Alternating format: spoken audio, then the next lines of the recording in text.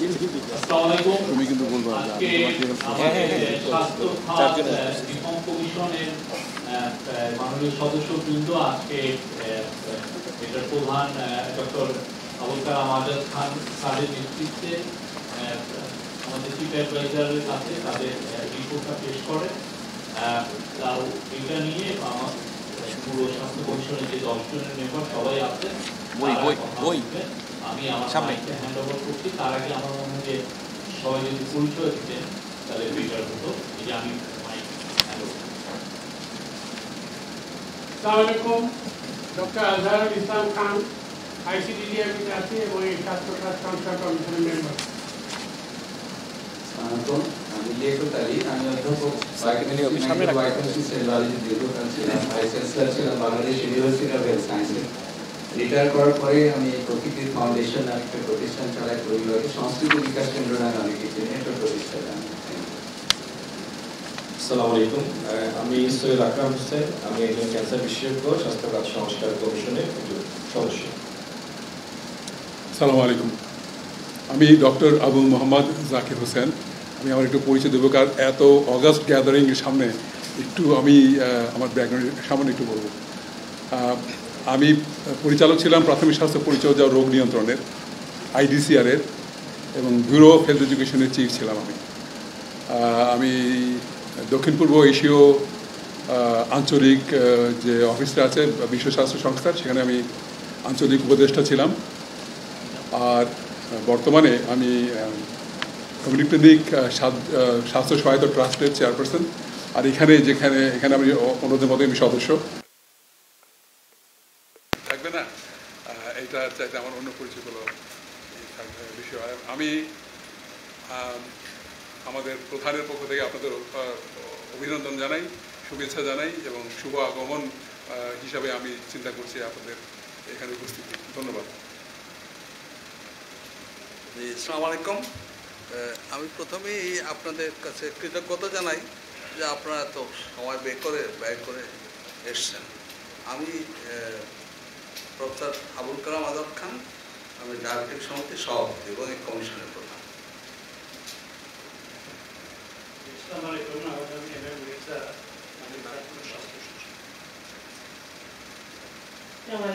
আমি অধ্যাপক সাহেব একটা teacher professor of planning, Bangladesh medical research কাউন্সিলের চেয়ারম্যান এবং প্রতিষ্ঠাতা একটা হসপিটাল দরিদ্র মায়েদের জন্য মাউস institute of fistula and pregnancy, আর এই কমিশনের সদস্য।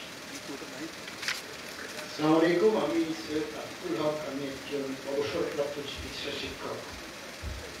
আসসালামু আলাইকুম, আমি আহমদ ইহসানুর রহমান ইহসান, কাজ করি আইসিডিডিআরবিতে জনস্বাস্থ্য বিশেষজ্ঞ এবং গবেষক হিসেবে স্বাস্থ্য সংস্কার কমিশনের। আসসালামু আলাইকুম, আমি হুমায়ুন আফিফ, ঢাকা মেডিকেল কলেজের ফিজিওলজি আছি। শুধু এতটুকুই আছে, বাকিগুলো আমাদের সুযোগ হবে।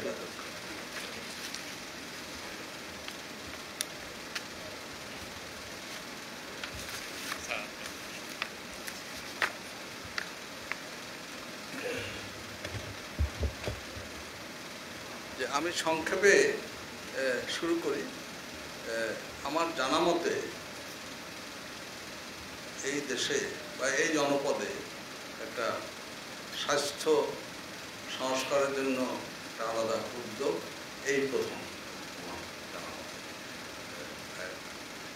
এখানে যে সরকার যে মেম্বার দিয়েছিল, আমি কমিশনের পক্ষ থেকে বলতেছি যে আমি খুবই ভাগ্যবান যে কমিশনে যারা মেম্বার দিয়েছিল তারা সবাই এই বিষয়ে শুধু অভিজ্ঞতাই নয়, তারা আরও লেখাপড়া করে যাতে একটা যুগোপযোগী একটা প্র্যাকটিক্যাল সংস্কার প্রস্তাব দিতে পারে তার জন্য অনেক পরিশ্রম করেছে।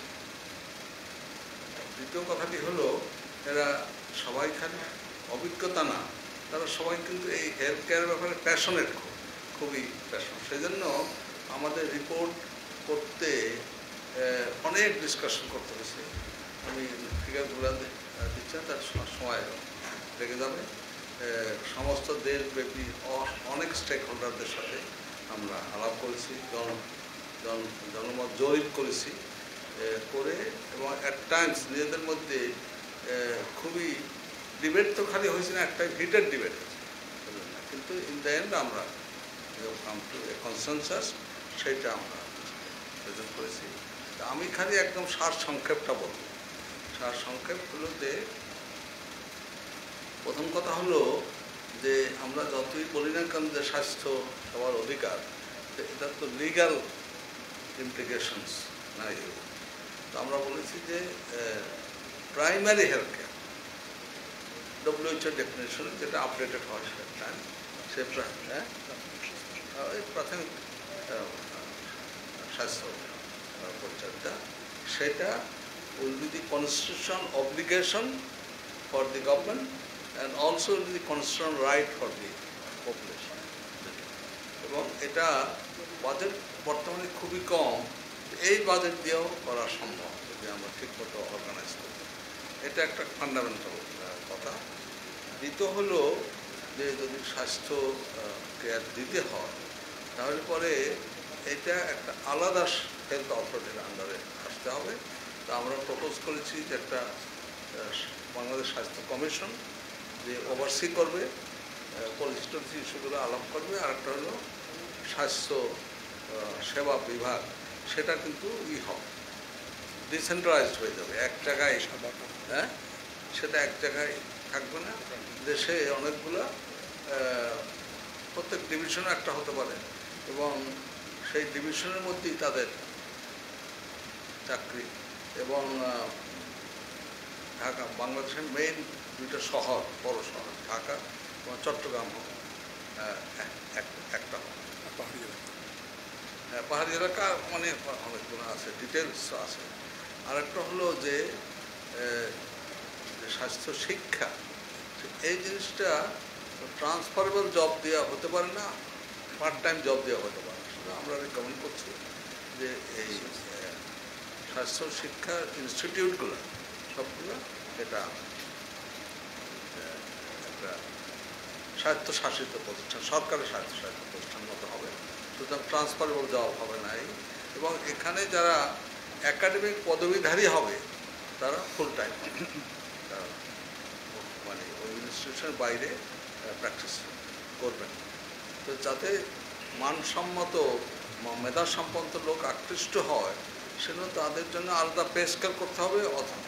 এবং ইনস্টিটিউশনের মধ্যে প্রাইভেট রুগী দেখে কন্ট্রোল প্র্যাকটিসের মাধ্যমে ইনস্টিটিউটের প্রাইভেট রুগী থেকে ইনস্টিটিউশনের ইনকাম প্লাস তার জন্য কিছুটা ইনকামের ব্যবস্থা করা যেতে পারে।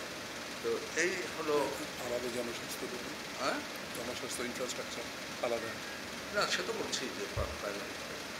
তো এই এবং এনাফ এমফেসিস দেওয়া হয়েছে যে যাতে আমাদের দেশের সমস্যার জন্য গবেষণার ব্যবস্থা থাকে, তার গবেষণার ফুল টাইম লোক দরকার, ওষুধপত্র সহজলভ্য করা যায়, তো ডিটেলস আছে। তো আমি সংক্ষেপে বললাম, অন্যরা যদি আপনাদের কোনো প্রশ্ন থাকে তাহলে কমিশনের মেম্বাররাও রেসপন্ড করতে পারবেন। আমি আবার ঠিক আছে, আমি আবার আপনাদের কাছে ধন্যবাদ, শুধু মানে আপনারা যে এসছেন তার মানে জিনিসটাতে আপনার ইন্টারেস্টেড, তা আপনার ইন্টারেস্টেড না হলে তো কাজটা হবেই না। সুতরাং আপনাদের কাছে ধন্যবাদ ও কৃতজ্ঞতা জানিয়ে আমার বক্তব্য শেষ করছি। তো এটা প্রেজেন্টেশন দিয়ে দাও।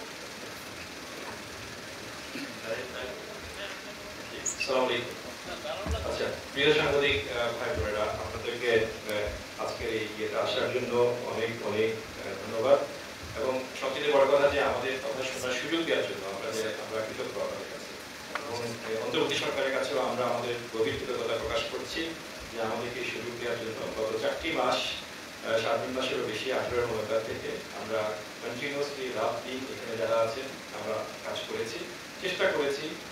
আমরা দেশের অনেক জায়গাতে গেছি এবং বাংলাদেশের অনেক মানুষের সাথে কথা বলেছি, অনেক গুণীজনের সাথে, সাধারণ মানুষের সাথে একটি জনমত জড়িত আমরা করেছি। আমরা প্রথমে শ্রদ্ধা জানাতে যাচ্ছি যে 71-এর মহান মুক্তিযুদ্ধ, জুলাই আগস্ট 2024-এর ছাত্র জনতার অভ্যুত্থানে শহীদ স্মৃতির প্রতি আমরা আমাদের নিবেদন করেছি। একটি বৈষম্যহীন ন্যায্য সমাজ প্রতিষ্ঠা করার জন্য তাদের স্বপ্নের সহায়ক থেকে এই স্বাস্থ্য খাত সংস্কার প্রস্তাবনাটা আমরা উপস্থাপন করেছি। আমাদের আগের হ্যাঁ পরেরটাতে হ্যাঁ ওকে। আমাদের যে কমিশনের প্রতিপাদ্য হলো স্বাস্থ্য সবার অধিকার, স্বাস্থ্য সবার অধিকার। কমিশনের কার্যকাল আপনারা দেখেছেন যে আগামী তারিখের মধ্যে আমি বলেছি 30 এপ্রিল মেয়াদ শেষ হয়েছে এবং আমাদের কমিশনের মেম্বারদের নামগুলো এখানে দেওয়া আছে। আপনারা ইতিমধ্যে তাদের পরিচয় দিয়েছেন। আপনারা এখানে কমিশনের দুজন মেম্বার অনুপস্থিত, প্রফেসর ডক্টর মোহাম্মদ ফজলুল হক এবং প্রফেসর ডক্টর নাইলা জামান খান। এটা আমাদের গ্যাজেট নোটিফিকেশন। আমরা যে বিষয়গুলো নিয়ে চিন্তা করেছি, আচ্ছা, সংবিধান, আইন, নীতি, প্রতিষ্ঠান, কর্মসূচি, সুপারিশ বাস্তবায়নের মেয়াদ, অন্তর্বর্তী সরকারের সময় কি করা যেতে পারে এবং পরবর্তী নির্বাচিত সরকারের মেয়াদে কি করা যেতে পারে এবং জাতীয় প্রত্যাশা কি, জাতীয় অঙ্গীকার কি। পদ্ধতিগতভাবে আমরা বিভিন্ন প্রকাশনা দেখেছি, সাক্ষাৎকার, মত বিনিময় করেছি, সরজমিন অনেক প্রতিষ্ঠান পরিদর্শন করেছি, কমিশনের বিভিন্ন মেম্বাররা দেশের বাইরেও গেছেন এবং জনমত জরিপ করেছি। আপনারা ইতিমধ্যে শুনেছেন ৮,২৫৬ জনের মধ্যে প্রাপ্তবয়স্ক নাগরিকের মতামত নেওয়া হয়েছে। কমিশনের বৈঠক হয়েছে ৫১টি, সভা আয়োজন করেছে ৩২ যাওয়া হয়েছে। বিভিন্ন বিষয়ে আমি ইতিমধ্যে বলেছি। জনমত জরিপের কিছু ছোট উদাহরণ দিতে পারি। একটা হলো ওষুধের মূল্য, রোগ নির্ণায়ক পরীক্ষার মূল্য, ডাক্তারের পরামর্শ ফি, অস্ত্রোপচার ফি ইত্যাদি ব্যাপারে বেশিরভাগ মানুষ মতামত দিয়েছেন যে এটার মূল্য নির্ধারণ করে দেওয়া উচিত। ৯৭% উত্তরদাতা জানিয়েছেন প্রাথমিক স্বাস্থ্যসেবা বিনামূল্যে দেওয়া প্রয়োজন। তারপরে আরেকটা হলো যে স্বাস্থ্য শিক্ষা এবং রোগ প্রতিরোধ কার্যক্রমকে আলাদা করা, যে স্বাস্থ্য শিক্ষা এবং পাবলিক হেলথ যেটা আমরা জনস্বাস্থ্য বলি সেটাকে আলাদা করার জন্য ৭২% মানুষ উত্তর দিয়েছেন। এবং আমাদের সহায়ক পদগুলোর বদলির কথা বলেছেন। এখন আমাদের হেলথ সেক্টরে তৃতীয় চতুর্থ শ্রেণীর একটা সমস্যা প্রায় বিরাজ করছে, সেটা নিয়ে কথা বলেছেন।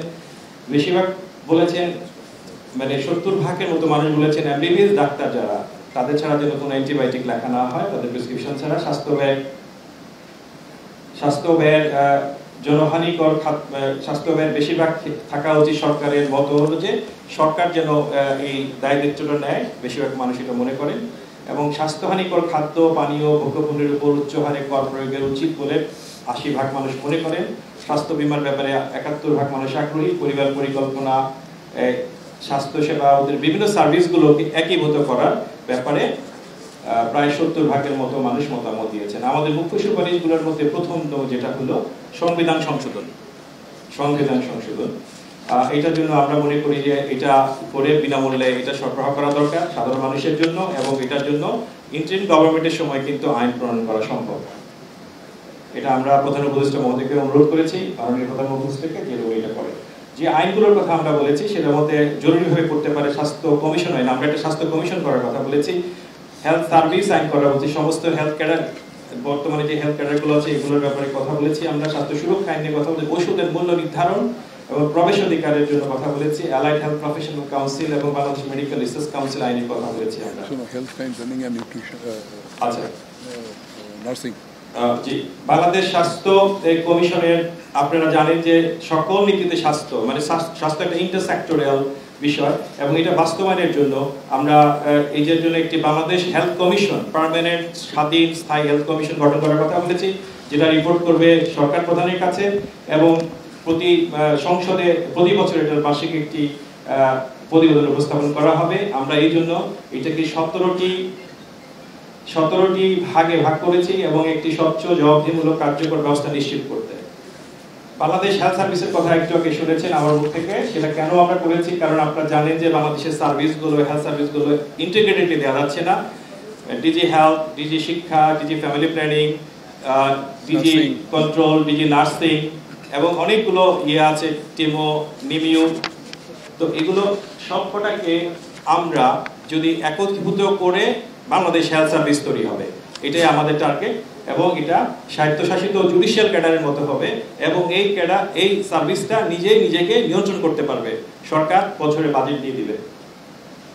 এটা বিকেন্দ্রীকরণ করার কথা বলা হয়েছে। বিকেন্দ্রীকরণে আমরা বলেছি যে শুধুমাত্র আমাদের প্রফেসর আজাদ স্যারের কাছ থেকে আপনারা শুনেছেন যে ঢাকা সহ সারা বাংলাদেশে এটার জন্য স্বাস্থ্য সেবাটাকে পুরোপুরি বিকেন্দ্রীকরণ করে দেওয়া, রিজনাল হেলথ অথরিটি তৈরি করা, এর মধ্যে বিশেষ করে পার্বত্য অঞ্চলের জন্য একটা আলাদা। বাংলাদেশ হেলথ সার্ভিসের জন্য রূপান্তরের কথা এর মধ্যে এইটা আপনি দেখেছেন এবং আমরা বলেছি প্রস্তাবিত রূপান্তরগুলো কিভাবে হবে বিস্তারিত আর গেলাম না, কিন্তু একটি বিষয় আমরা গুরুত্বের সাথে দিয়েছি যে আমরা দেখেছি যে বাংলাদেশের নিয়োগ প্রক্রিয়াগুলো যোগ্য মানুষগুলো প্রায় আসতে পারেন না, সেই জন্য যোগ্যতা, স্বচ্ছতা, রাজনৈতিক নিরপেক্ষতা বজায় রেখে নির্বাচনী প্রক্রিয়া এবং নিয়োগ করার কথা বলে সার্চ কমিটির কথা।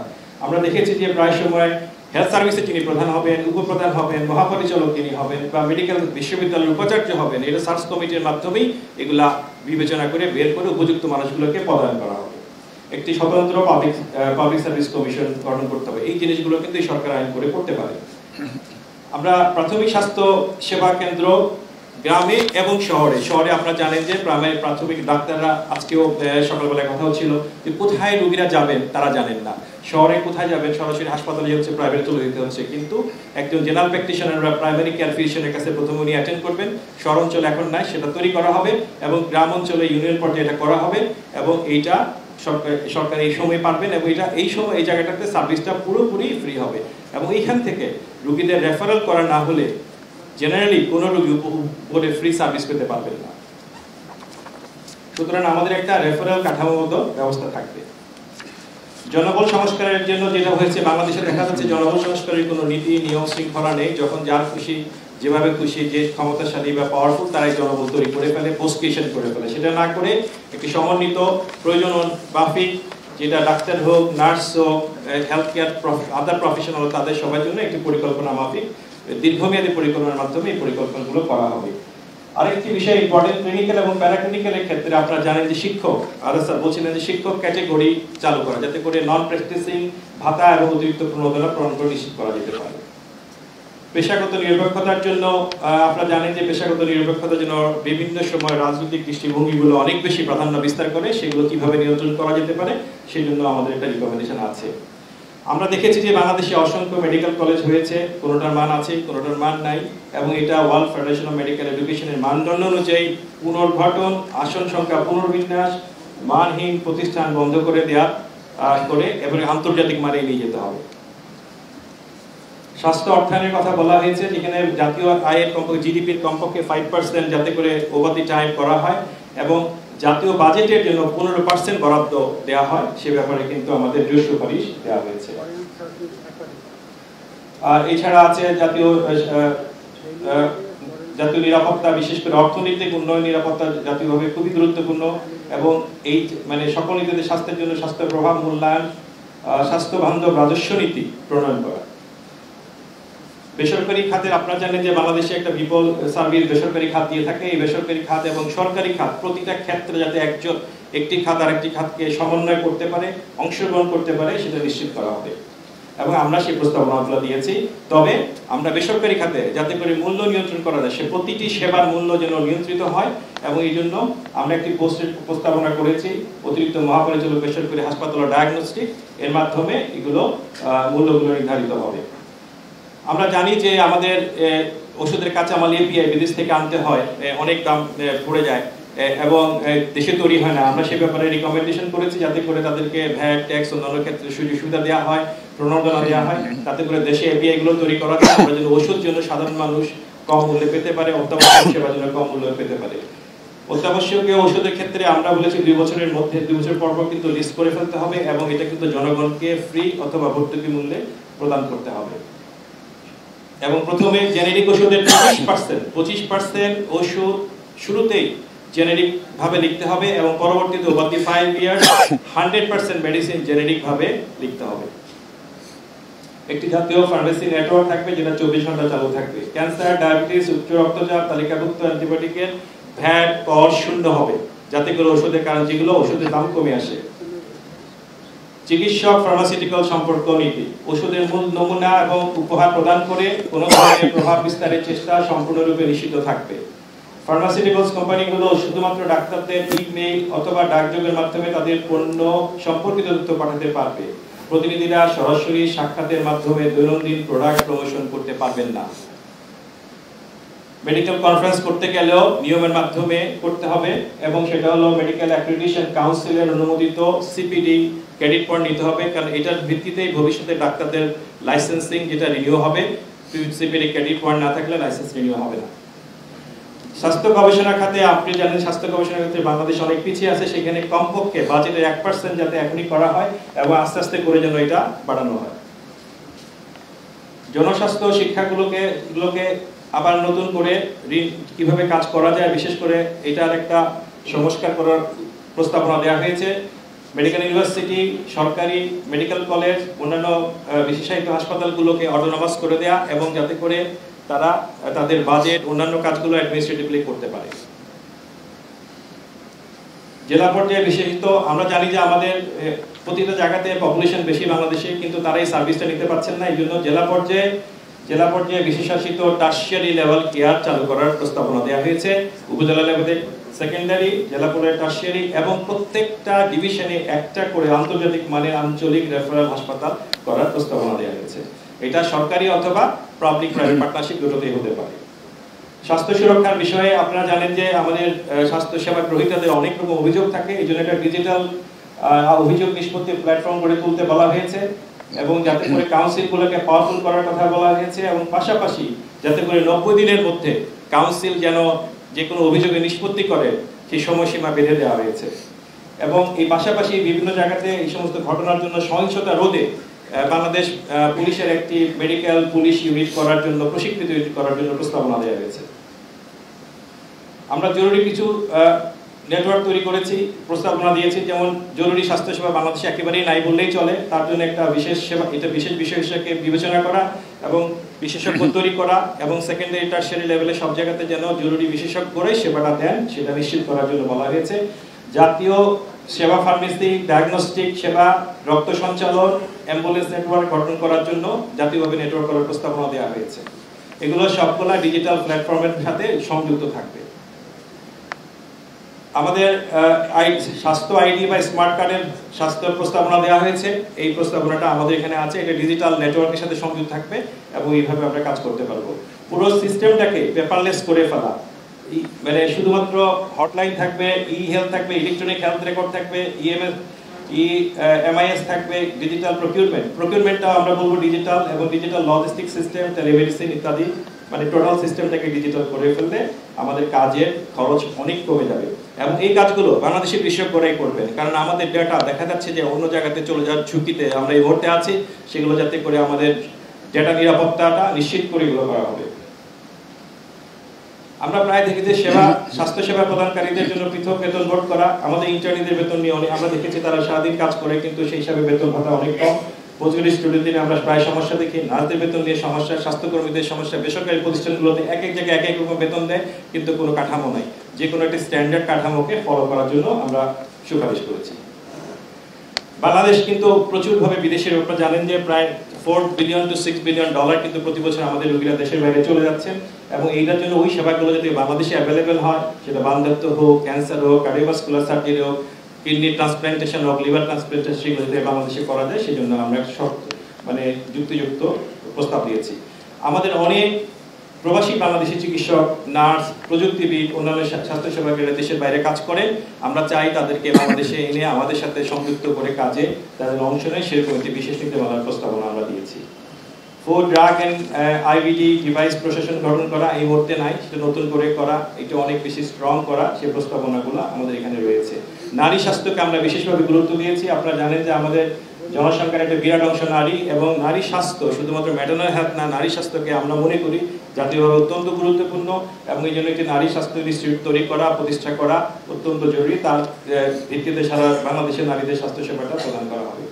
স্বাস্থ্য কার্ডে অর্থায়ন শুধুমাত্র করলে হবে না, যাতে করে গভর্নমেন্ট যেন একটা স্বাস্থ্য সুরক্ষা এমন একটি অর্থায়ন সুরক্ষা আইন থাকে যাতে করে গভর্নমেন্ট যেন প্রতি বছর এই 5% পর্যন্ত যাওয়ার জন্য অর্থবরাদ্দ নির্দিষ্ট থাকে এবং টাকা যেন অবশ্যই দেওয়া হয়, এই নিয়মগুলো থাকা এবং স্বাস্থ্যসেবার অন্যান্য কাজগুলোকে করা এবং ক্লিনিক্যাল ফার্মাসিস্টকে নিয়োগ করা। কারণ আমরা দেখেছি যে ওষুধপত্রগুলো বিভিন্ন জায়গাতে প্রপারলি দেওয়া হয় না এবং অপচয় ঘটে, সেজন্য হাসপাতালগুলোতে ক্লিনিক্যাল ফার্মাসিস্ট দেয়া এবং সেখানে ওদের লেটার তৈরি করা।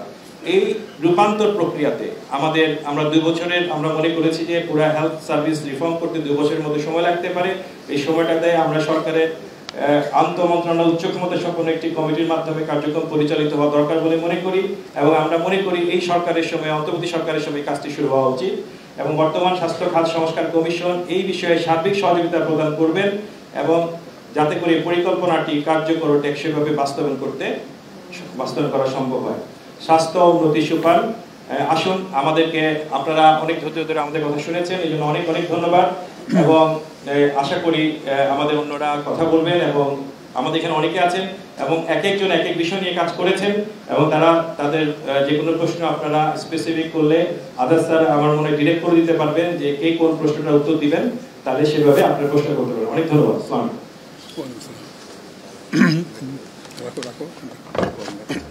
আপনার প্রশ্ন করার আগে আপনার নাম বলবেন এবং আপনার প্রতিষ্ঠানের নাম বলবেন। আমি প্রথমে আমাদের নারী সাংবাদিকের থেকে প্রথম কোশ্চেনটা যাচ্ছি। কেউ আছেন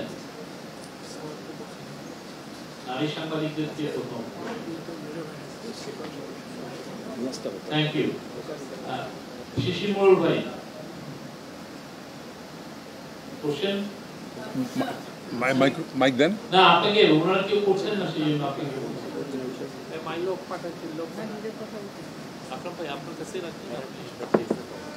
ঠিক আছে, ঠিক আছে, উত্তর আমরা দেবো। আপনি দেবেন উত্তর? না না, আমরা দিব, আমি না। আমরা আগে বোর্ড কমিশনের কথা শুনেছিলাম স্বাস্থ্য সম্পর্কিত ব্রিটিশ আমলে। বোর্ড কমিশন রিপোর্ট বলা হয় স্বাস্থ্য সম্পর্কিত একমাত্র কমিশন আমরা আগে শুনেছি। এই কমিশনের রিপোর্টটাকে আসলে কি নামে আমরা চিনব? আমরা কি আদার্সের নাম শুনবো না কি নাম শুনবো? কি বলে আপনি ভালো বুঝতে পারবেন? এটা আমি একটু জড়তা কারণের জন্য এই প্রশ্ন তুললাম, কারণ আমি তো তৈরি ছিল না প্রশ্ন। এই কমিশন রিপোর্টে সবথেকে সহজ কাজ কোনটা যেটা এই সরকার করতে পারে এবং সবচেয়ে কঠিন কাজ কোনটা যেটা আপনার সুপারিশ করেছে? যদি দুটো বলেন যে এই কাজটা এক্ষুনি করে দিতে পারে, কিন্তু এই কাজটা গুরুত্বপূর্ণ কিন্তু খুব বেশি, সেই দুটো কাজের কথা। আচ্ছা, আপনি সবাই এটা আমার মনে হয় জাকির স্যার উত্তর দেবেন। আচ্ছা, ধন্যবাদ। সবচেয়ে সহজ কাজ হচ্ছে রাষ্ট্রের যে স্বাস্থ্য সম্পর্কিত দর্শন যে ডিরেল হয়ে গেছে সেটাকে ট্রেনে ফিরিয়ে আনার জন্য কোন কথাটা আমি বুঝাচ্ছি সেটা হলো, যখন ৭৪ সালে প্রথম পঞ্চবার্ষিকী পরিকল্পনা হয় তখন সেক্টর প্ল্যান ছিল না, কিন্তু স্বাস্থ্য সম্পর্কিত অধ্যায়তে বেসরকারি খাত বলে কোনো কিছু উল্লেখও ছিল না।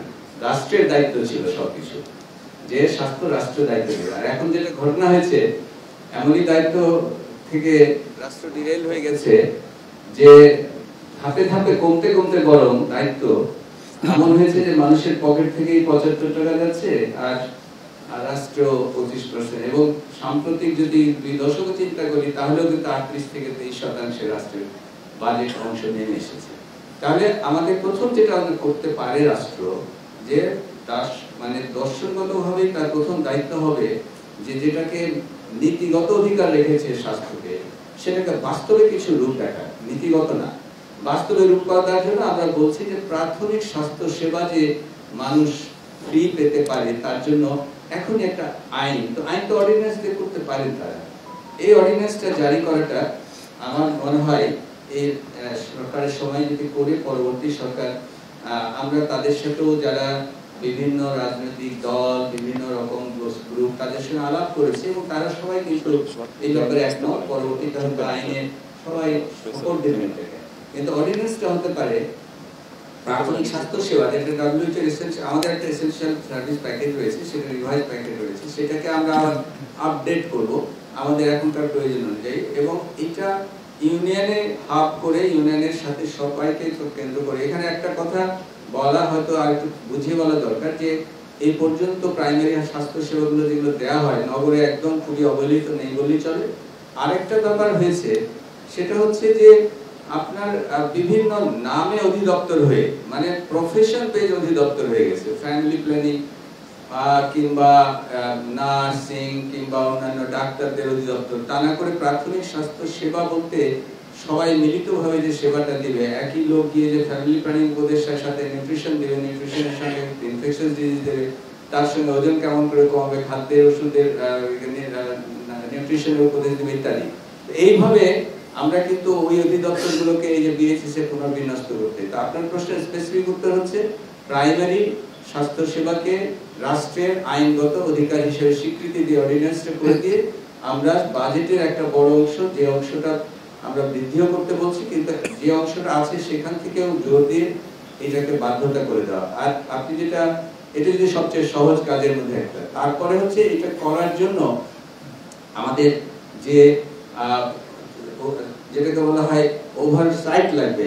দেখুন, প্রাইমারি হেলথ কেয়ারে বা এগুলোর সাথে জনস্বাস্থ্য ওতপ্রোত জড়িত। আজকে যদি ডেঙ্গু কন্ট্রোল করতে চাই, শুধু চিকিৎসা দিয়ে স্বাস্থ্য মন্ত্রণালয় পারবে না, তার জন্য আপনার লাগবে এলজিএটি থেকে শুরু করে অন্যান্য মন্ত্রণালয়কে। আজকে পরিবেশ কন্ট্রোল করতে পরিবেশ মন্ত্রণালয় লাগবে।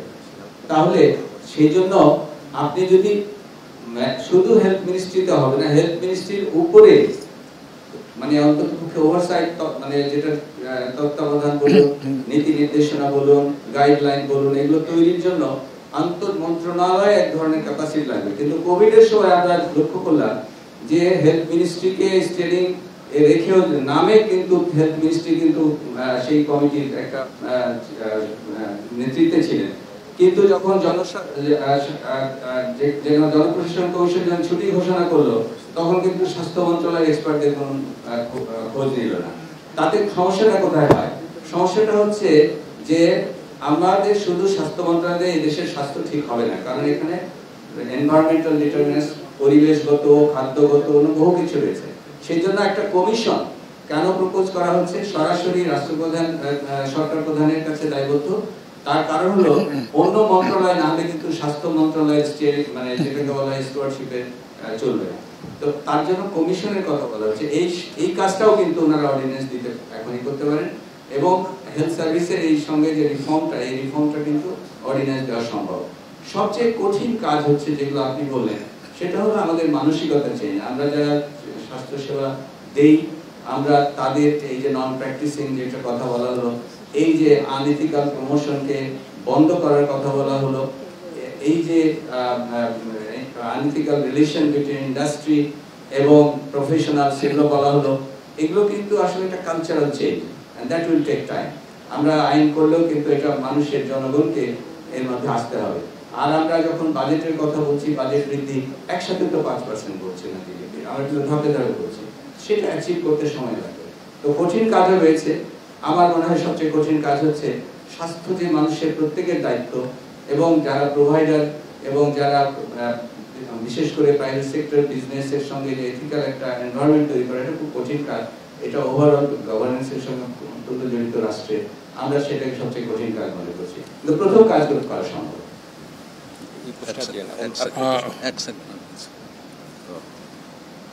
শেষের একটা বলছিল যে কমিশনের নাম কি হবে, কারণ নামে হবে। ভোর কমিটিটা 1946-এ করা, অনেক বছর পরে আরেকটা সংস্কার কমিশন হয়েছে। ওটা অবশ্যই সংস্কার কমিশন ছিল না, ওটা যখন যে ডায়রিয়াল যে ডিজিজ ছিল, এরপরে পুরো ওভারঅল হেলথ সার্ভিস বাংলাদেশে, ভারতে কীভাবে ইমপ্রুভ করা যায় সেটা ভোর কমিটি সাজেস্ট করেছিল, এবং ওখান থেকেই প্রতি তহসিলে একটা স্বাস্থ্যকেন্দ্র, তার 3টা স্বাস্থ্য উপকেন্দ্র, এই আইডিটা এসছে। আমার কাছে মনে হচ্ছে, আমার কাছে মনে হচ্ছে সবচেয়ে কঠিন কাজ হলো বাংলাদেশ হেলথ সার্ভিস গঠন করা। কারণ এখানে অন্যান্য যে সার্ভিসগুলো আছে, পরিবার পরিকল্পনা বা নার্সিং, প্যারামেডিক, এদেরকে সমন্বিত করতে হবে, এবং এই সমন্বিত করা আমাদের আমি বলি একটা বার্নিং একটা আমাদের এক্সপিরিয়েন্স, যে এটা যদি না হয় আসলে সার্ভিস কোয়ালিটি ইমপ্রুভ করা যাবে না। কিন্তু এই কাজটা যখন আমরা করতে যাব, তখন এর অনেক জায়গায় আমাদের ব্যাখ্যা করতে হবে, অনেক জায়গায় আমাদের প্রতিরোধের সম্মুখীন হতে হবে। তো বাংলাদেশ হেলথ সার্ভিস গঠন হলো সবচেয়ে কঠিন কাজ। আসসালামু আলাইকুম। জি, আমার নাম মনিরুজ্জামান উজ্জ্বল, আমি জাগরণ থেকে বলছি। একটা কোশ্চেন করবেন। জি, মাল্টিপল একটা করে। জি, আপনারা বলেছেন যে ফার্মাসিউটিক্যাল কোম্পানির প্রতিনিধিরা হাসপাতালে সরাসরি চিকিৎসকের সঙ্গে দেখা করতে পারবে। এই প্রশ্নটি আমি রাখতে চাই যে এই নিষেধাজ্ঞা বাস্তবায়নের দায়িত্বে আসলে কে থাকবে, আর এই ধরনের কোনো পদক্ষেপ অতীতে গ্রহণ করা হয়েছিল কিনা, আর এটা কিভাবে নিশ্চিত করা হবে, কারা নিশ্চিত করবে যে হাসপাতালে কেউ ঢুকছে কিনা? কারণ হাসপাতালে আমরা দেখেছি যে পরিচালকরা থাকেন, তারা নির্দেশনা দেন কিন্তু এটা পালন হয় না। আর বহির্বিশ্বে এ ধরনের কোনো উদাহরণ রয়েছে কিনা যে এ ধরনের কোনো নির্দেশনা দিয়েছে কিন্তু তারা এভাবে বাস্তবায়ন করেছে? এটি খুবই গুরুত্বপূর্ণ একটি বিষয়। এটি করলে আমি মনে করি যে দেশের অর্ধেক ওষুধের দামও কমে যাবে এবং রোগীরাও পরিত্রাণ পাবে এই যে অতিরিক্ত টাকা খরচ থেকে। আপনি একটু সুনির্দিষ্টভাবে পয়েন্টগুলো বলবেন। আচ্ছা, এই প্রশ্নের উত্তর মনে আমি একটু দিয়ে দিই, কারণ এটা ওয়ার্ল্ড মেডিকেল অ্যাসোসিয়েশন বলে একটি সংস্থা আছে। এই সংস্থাটা হলো সারা পৃথিবীর যতগুলো ন্যাশনাল মেডিকেল অ্যাসোসিয়েশন আছে তাদের সবাই মিলে একটা এবং এটার কিছু অ্যাসোসিয়েট মেম্বারও হয়, আমি এটার অ্যাসোসিয়েট মেম্বারও। তো আর কান্ট্রিগুলো রিপ্রেজেন্ট করে প্রায় 115টার বেশি দেশ এই সদস্য। ওয়ার্ল্ড মেডিকেল অ্যাসোসিয়েশনের একটি গাইডলাইন আছে যে ন্যাশনাল মেডিকেল অ্যাসোসিয়েশনের সাথে বলে যে ওই দেশে ফার্মার সাথে, ইন্ডাস্ট্রির সাথে, not only Pharma, all other ইন্ডাস্ট্রির সাথে প্রফেশনালদের রিলেশনশিপটা কি হবে সেই গাইডলাইনগুলোর কথাই বলা হয়েছে। আর আমার মনে হয় যে আরো বিস্তারিত মনে হয় জাকির স্যার একটু বলবেন নাকি? আপনি বলেন। দেখুন, আসলে রিফর্ম কিন্তু অপারেশনাল ডিটেইলে যায় না। হ্যাঁ, রিফর্ম প্রিন্সিপাল গুলো করার পরে এই যে আমরা বলছি যে বাংলাদেশ হেলথ কমিশন, বাংলাদেশ যে হেলথ কমিশনের কথা বলছে তা কিন্তু একটা উইংই থাকবে যে নীতিগুলো তৈরি হয়েছে সেটা বাস্তবায়িত হচ্ছে কিনা। বাস্তবায়নকারী কর্তৃপক্ষ হচ্ছে হেলথ সার্ভিসের কনসার্ন ডিজি হসপিটাল রয়েছে, এডিজি মানে ক্লিনিক্যাল সেবা, তার আন্ডারে হসপিটাল ডিজি। এখন তার আন্ডারে আমরা তো কিছু কিছু ইনস্টিটিউটকে স্বায়ত্তশাসিত করতে বলছি, যেমন বড় বড় নিটোর বা নিউটু বা এনআইডিসিএইচ বা বিএসএফইউ বা বড় বড় অর্গানাইজেশন স্বায়ত্তশাসিত। তাহলে তাদের যে মেকানিজম, সেই মেকানিজম দিয়েই কিন্তু এগুলো বন্ধ করতে হবে। যদি বন্ধ না করে তাহলে কার কাছে যাবে? মানুষ কার কাছে অভিযোগ করবে? আমরা বলছি এটা ডিজিটাল প্ল্যাটফর্মে বাংলাদেশ হেলথ কমিশনের কাছে অভিযোগ, বাংলাদেশ হেলথ কমিশন নিজে ব্যবস্থা নিতে পারবে না, সে কর্তৃপক্ষে আইনগত জায়গায় যাবে, কিন্তু মেকানিজমটা তৈরি হবে, কিন্তু স্পেসিফিক ডিটেলটা কিন্তু এই কমিশন সেইভাবে এত ডিটেল করবে না। আমি শিশির মহলের একটা প্রশ্ন কিছু অ্যাড করতে যাচ্ছি। শিশির মহল, আপনি বলছিলেন সহজ কোন একটা কি রিফর্ম করা যেতে পারে। ফার্মেসিতে তো ওষুধ পাওয়া যায়, anti cancer, anti hypertensive, anti diabetic, প্রথম লাইন অ্যান্টিবায়োটিক, অন্যান্য অ্যান্টিবায়োটিক, আবার ওদিকে vitamin, mineral, breast milk substitute, probiotics, আরো অনেক কিছুই পাওয়া যায় যেগুলি লাইফ সেভিং, যেগুলি essential, anti cancer, anti diabetic, anti hypertensive এবং প্রথম লাইন অ্যান্টিবায়োটিক।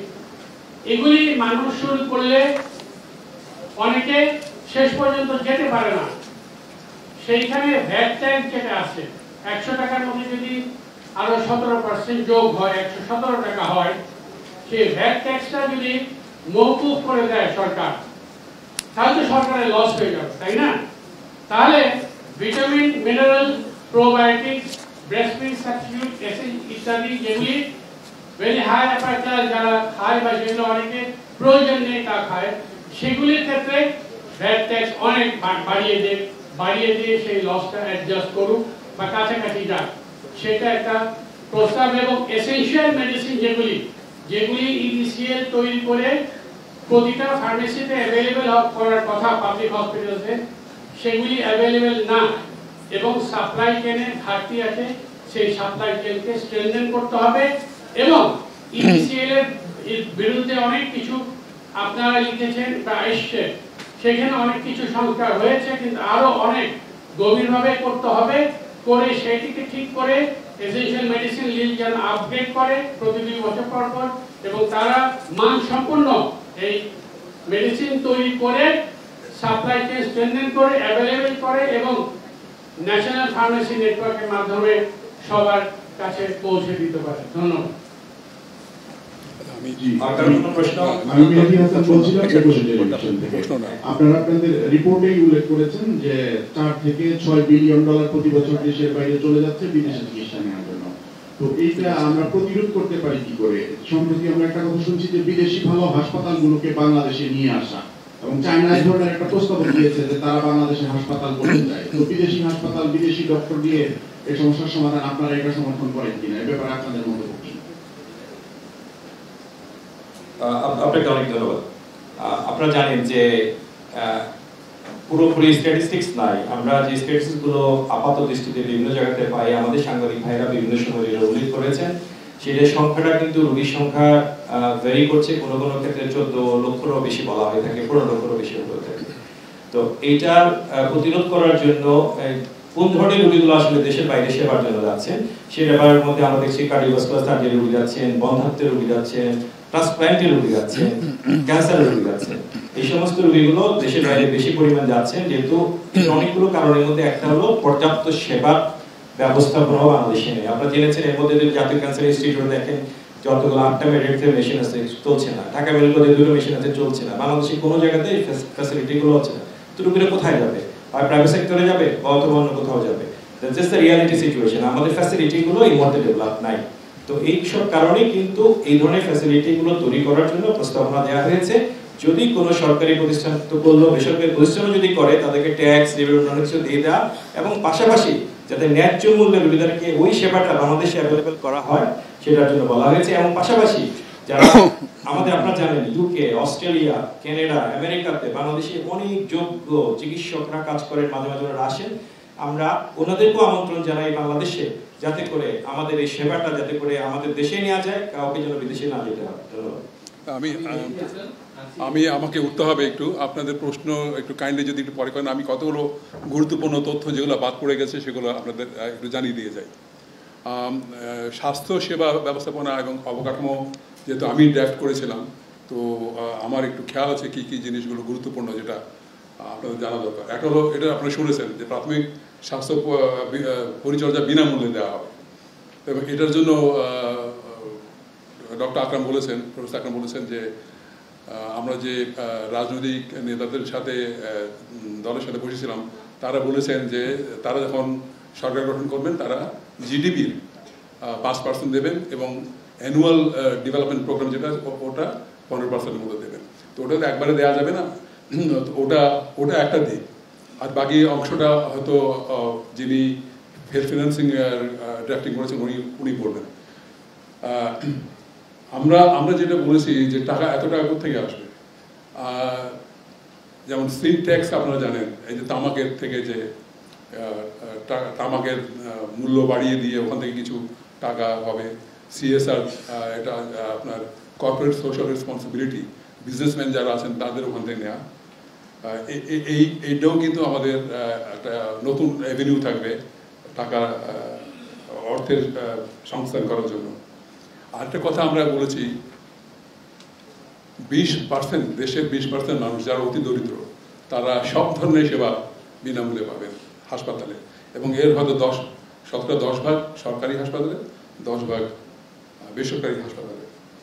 বেতন ভাতা আপনারা শুনছেন যোগ্যতার ভিত্তিতে দেওয়া হবে, এটা যোগ্যতার ভিত্তিতে দেওয়া হবে, এবং দুর্গম এলাকায় যারা কাজ করতে যান তাদেরকে কিন্তু বেতন ভাতা আমরা কোনো কোনো ক্ষেত্রে দ্বিগুণের কথা বলেছি, দ্বিগুণ। এবং পদোন্নতিও নির্ভর করে যে যোগ্যতা এবং যারা দুর্গম এলাকায় সেবা দিচ্ছেন তাদের জন্য। ইউনিক আইডির কথা একটু বলেছেন। আজকে আমরা প্রধান উপদেষ্টা মহোদয়ের ওখানে যে সভা করেছিলাম, তিনি একটা নতুন একটা ধারণা দিয়েছেন যে প্রত্যেকের এনআইডি থাকতে হবে। তাহলে ওই এনআইডি দিয়ে আমরা রোগীকে ট্র্যাক করতে পারবো, তাকে কি ওষুধ দেওয়া হচ্ছে, কোনো বেশি ওষুধ দেওয়া হচ্ছে কিনা, তাকে অতিরিক্ত সেবা দরকার নেই তারপর দেওয়া হচ্ছে কিনা, ওইটা ট্র্যাক করা যাবে।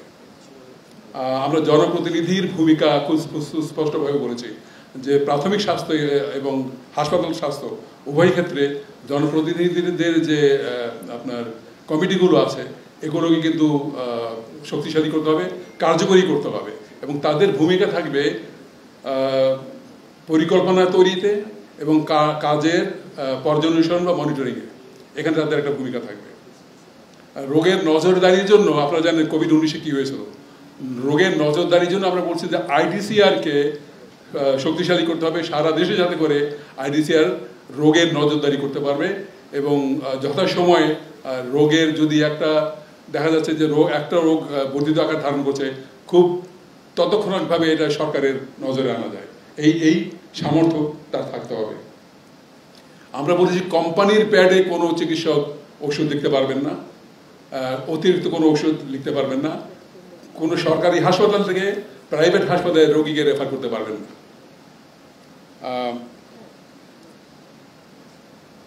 আর দুর্গমের আমরা তো প্রাইমারি হেলথ কেয়ারকে শক্তিশালী করার কথা বলেছি ইউনিয়ন ভিত্তিক এবং শহরে ওয়ার্ড ভিত্তিক। এখন ওয়ার্ড শহরে কিন্তু আপনারা জানেন প্রাথমিক স্বাস্থ্য পরিচর্যার কোনো অবকাঠামো নাই। তো সেখানে আমরা বলেছি যে 6টা মন্ত্রণালয় আছে যাদের হাসপাতাল আছে, সেই হাসপাতালের একটা অংশকে আমরা প্রাথমিক স্বাস্থ্য পরিচর্যা কেন্দ্র হিসেবে ব্যবহার করার চিন্তা করতে পারি। এবং স্থানীয় সরকার, পল্লী উন্নয়ন এবং সমবায় মন্ত্রণালয়ের যে urban primary health care service delivery project আছে, ওইখানে যে অবকাঠামোগুলো আছে সেগুলো আমরা ব্যবহার করতে পারি। আর যেখানে যে ওয়ার্ডে এগুলো থাকবে না সেখানে নতুন করে তৈরি করতে হবে। আর আরেকটা কথা আমরা বলেছি, পুলিশ, শিক্ষার্থী, উৎপাদক কর্মী, গণপরিবহন কর্মী, তাদের স্বাস্থ্যের ব্যাপারে আমাদের নজর দিতে হবে, বিশেষ করে মানসিক স্বাস্থ্য। যেমন পুলিশ ভাইরা যারা কাজ করেন ফিল্ডে, তাদের অনেকের কিন্তু কানে শোনার সমস্যা হয়। অনেক ড্রাইভার আছেন যারা রঙের পার্থক্য বুঝতে পারেন না। তার এইগুলো আমাদেরকে পরীক্ষা নিরীক্ষা করে দেখতে হবে এবং তাদেরকে মানসিক স্বাস্থ্য, এবং আপনারা জানেন অনেক শিক্ষার্থী আজকাল একটু আত্মহত্যা প্রবণতা বেড়ে গেছে, তো এগুলো আমাদের একটু খুঁজে বের করতে হবে এবং সেই অনুযায়ী আমাদেরকে কিছু কাজ হাতে নিতে হবে। আর আমাদেরকে একটা প্রশিক্ষণ দিতে হবে, মানে জীবন রক্ষাকারী কিছু প্রশিক্ষণ আছে, কার্যক্রম আছে। তো গলায় কিছু আটকে গেল, শ্বাস আটকে গেল, বা সিপিআর দিতে হবে, কিভাবে সিপিআর দেবে। তাহলে পুলিশ, শিক্ষার্থী, উৎপাদন কর্মী যারা আছে, গণপরিবহন কর্মী, তাদেরকে এই বিষয়ে প্রশিক্ষণ দিতে হবে। আর আরেকটা হলো শিশু, কিশোর, কিশোরী এবং বয়স্কদের মানসিক স্বাস্থ্য উন্নয়নের কার্যক্রমকে প্রাধান্য দিতে হবে, কারণ এটা আমাদের একটা ভবিষ্যৎ জাতি গঠনের জন্য খুব গুরুত্বপূর্ণ। বিশেষ করে শিশু এবং কিশোর কিশোরী, তাদের মানসিক স্বাস্থ্য, এটার উপর জোর দিতে হবে। নিরাপদ খাদ্য অধিদপ্তর, নিরাপদ খাদ্য একসময় সরকার, একসময় স্বাস্থ্য পরিবার কল্যাণ মন্ত্রণালয়ের মধ্যেই ছিল।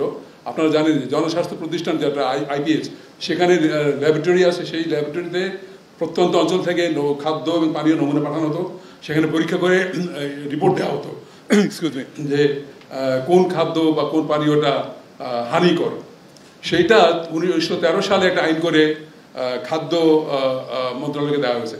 খাদ্য মন্ত্রণালয়ের কাজ হলো food security, not food safety. তো আমরা বলছি ফুড সেফটির কাজটা আমাদের স্বাস্থ্য মন্ত্রণালয় ফিরিয়ে দিতে হবে। আর একটা কথা আমার মনে পড়ছে, ল্যাবরেটরিতে যে রিপোর্টগুলো দেওয়া হয়, এটা নিয়ে প্রশ্ন উঠেছে। এই ল্যাবরেটরি রিপোর্ট অনেকভাবে দেন যারা হয়তো সংশ্লিষ্ট না বা ওই বিষয়ে তাদের বুৎপত্তি নাই। আমরা বলছি ল্যাবরেটরি রিপোর্ট তারাই দেবেন, হ্যাঁ তারাই দেবেন, এটাই আমার শেষ, তারাই দেবেন যারা এই বিষয়ে সংশ্লিষ্ট এবং অভিজ্ঞতা সম্পন্ন। ধন্যবাদ। জি, আমার নাম শাওন হাসনাত।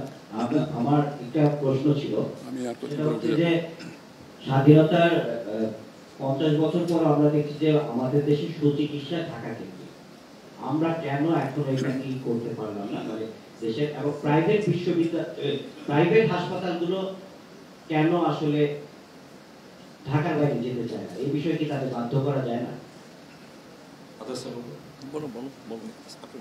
প্রাইভেট হাসপাতাল তো আপনার এখন হাসপাতাল আমি করেছি, প্রাইভেট হাসপাতালকে আপনার এখন উপজেলা লেভেলও আছে, প্রত্যেক উপজেলা লেভেলে প্রাইভেট হাসপাতাল আছে, 10 বেড 20 বেড, কোথাও কোথাও 2টা-3টা করে আছে, কিন্তু বড় হাসপাতাল নাই।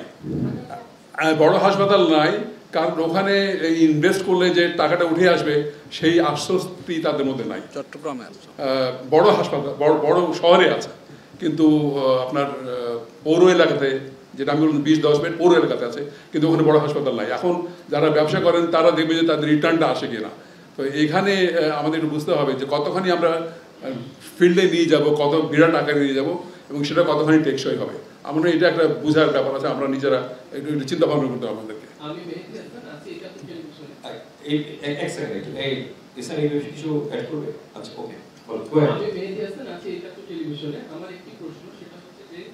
আমরা দেখছি যে আমাদের দেশে স্বাধীনতার পর থেকে একটা ভালো কোনো প্যাথোলজি ল্যাব তৈরি হয়ে উঠেনি। মানে আমাদেরকে এখনো একটা জটিল রোগে, যদি আমি ক্যান্সার হাসপাতালের ক্যান্সার রোগের উদাহরণ হিসেবে আনি, সেখানে আমরা দেখবো ক্যান্সার ইনস্টিটিউটে এখনো, এখানে যদি ক্যান্সার পজিটিভ হয় যে কোনো অঙ্গের, এখনো আমাদেরকে নিশ্চিত হওয়ার জন্য ভারত বা সিঙ্গাপুর, থাইল্যান্ড এখানে যেতে হয়।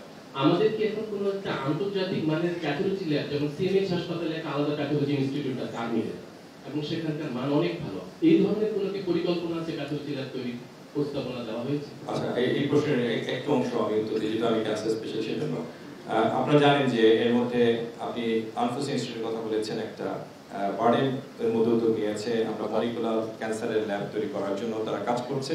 এবং এর মধ্যে আইসিডি-10 ইতিমধ্যে আপনারা যদি আইসিডি ওয়েবসাইটে যান তাহলে দেখবেন যে আমাদের নেক্সট জেনারেশন সিকোয়েন্সিং, যেগুলো দিয়ে আমরা জিন বা ক্যান্সারের ভিতরে কোষের অবস্থানগুলো জানতে পারি, যেগুলো আগে রোগীদেরকে বাইরে পাঠানো হতো, সেগুলো কিন্তু এখন আমরা বাংলাদেশে ডায়াবেটিস সমিতিতে অলরেডি করেছে, ডায়াবেটিস সমিতি করছে। আরো কিছু ল্যাব কিন্তু বাংলাদেশে কাজ শুরু করেছে এবং বিভিন্ন জায়গায় প্রাইভেট সেক্টরে হচ্ছে আর কি এগুলো। তো সরকারি ক্ষেত্রেও নিশ্চয়ই সরকারেরও আমাদেরও প্রস্তাবনা আছে যাতে সরকারও এগুলো উদ্যোগ গ্রহণ করে পাবলিক প্রাইভেট পার্টনারশিপে। আমরা রিপোর্টে প্রস্তাবনা আছে। জি, আমি মাহমুদ কামাল বলছিলাম মাছরাঙা টেলিভিশন থেকে। আমরা কিছুদিন পরপরই দেখি আসলে বেশ কিছু ইস্যুতে চিকিৎসকরা আন্দোলনে যান, ম্যাটরা কিছুদিন আগে আন্দোলনে গিয়েছেন।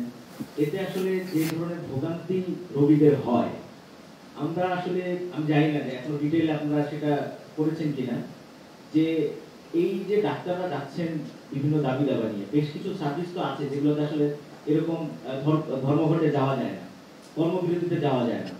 তো আপনারা আসলে এটি নিয়ে কি ওভারলুক করে গেছেন? কারণ হচ্ছে এই কমিশনের কেউ কিন্তু রোগীর প্রতিনিধিত্ব কেউ করছেন না। শর্ট করে ভারতের সময় ডাক্তার, আপনারা কি আসলে কোনো কনফ্লিক্ট তৈরি করতে চাননি এই বিষয়টা নিয়ে? এরপরে খালিদ সাইফুল্লাহ, আপনার পিছনে সাইফুল্লাহ, আগে উত্তর দিয়ে নিন, তারপরে খালিদ সাইফুল্লাহ বলুন। আগের প্রশ্নের শর্ট উত্তর হচ্ছে যে আসলে ল্যাবরেটরির মান নিয়ে যে প্রশ্ন, সেজন্য আমাদের একটা খুব স্পেসিফিক সাজেশন আছে যে অ্যাক্রিডিটেশন আইন। অ্যাক্রিডিটেশন মানে হলো বিভিন্ন ল্যাবরেটরির মানকে যে স্বীকৃতি দেয়, সেই ল্যাবরেটরির মানের অ্যাক্রিডিটেশন এবং স্বাস্থ্য সেবার অ্যাক্রিডিটেশন নাই দেশে, এটা দরকার। আপনি হোটেল আছে যে 1 স্টার 2 স্টার 3 স্টার, কিন্তু হাসপাতাল ল্যাবরেটরি সেই অ্যাক্রিডিটেশনটা নেই। সেকেন্ড হচ্ছে যে ডাক্তার বা প্রোভাইডার, আপনি যদি বলি যে স্বাস্থ্য সেবা দানকারীদের যে অধিকার এবং স্বাস্থ্য সেবা গ্রহণকারীদের যে অধিকার, এই ব্যাপারে আসলে আমাদের দেশে কোনো সত্যিকার অর্থে আইন তৈরি হয়নি। এটা ছাড়া আমরা যতই উপদেশ দিই যে তোমরা হরতাল করো না বা তোমরা ধর্মঘট করো, আরেকজনকে বলি যে আপনি ডাক্তারদের আক্রমণ করেন না, এই উপদেশ দেওয়া হবে না। এই জন্য আমরা খুব স্পেসিফিক্যালি যে স্বাস্থ্য সুরক্ষা আইন, যেখানে আইনের ভিতরে লেখা থাকবে যে আমরা কখন ধর্মঘটে যেতে পারবো আর কখন যেতে পারবো না, গেলে কি শাস্তি হবে, এবং যারা গ্রহণকারী তাদেরও দায়িত্ব। এই জন্য কিন্তু এটা জরুরি ভিত্তিতে আইনের ভিতরে আমাদের লেখা হয়েছে এবং এটা আমার মনে হয় খুব এক্সটেন্সিভ ডিসকাশন দিয়ে হবে। এবারে পরের প্রশ্ন। আমার নাম মোহাম্মদ শফিউল্লাহ, আজকের পত্রিকার সিনিয়র রিপোর্ট। আমার প্রশ্ন খুবই স্পেসিফিক। আপনারা 25% জেনারিক ওষুধ এখন লিখবেন বলছে ডাক্তাররা, আর 5 বছরের মধ্যে এই 25% কিভাবে লিখবে? কারণ এর সঙ্গে ওষুধের মান জড়িত, ওষুধের দোকানের বিষয় জড়িত। আর একটা বিষয় বলেছেন,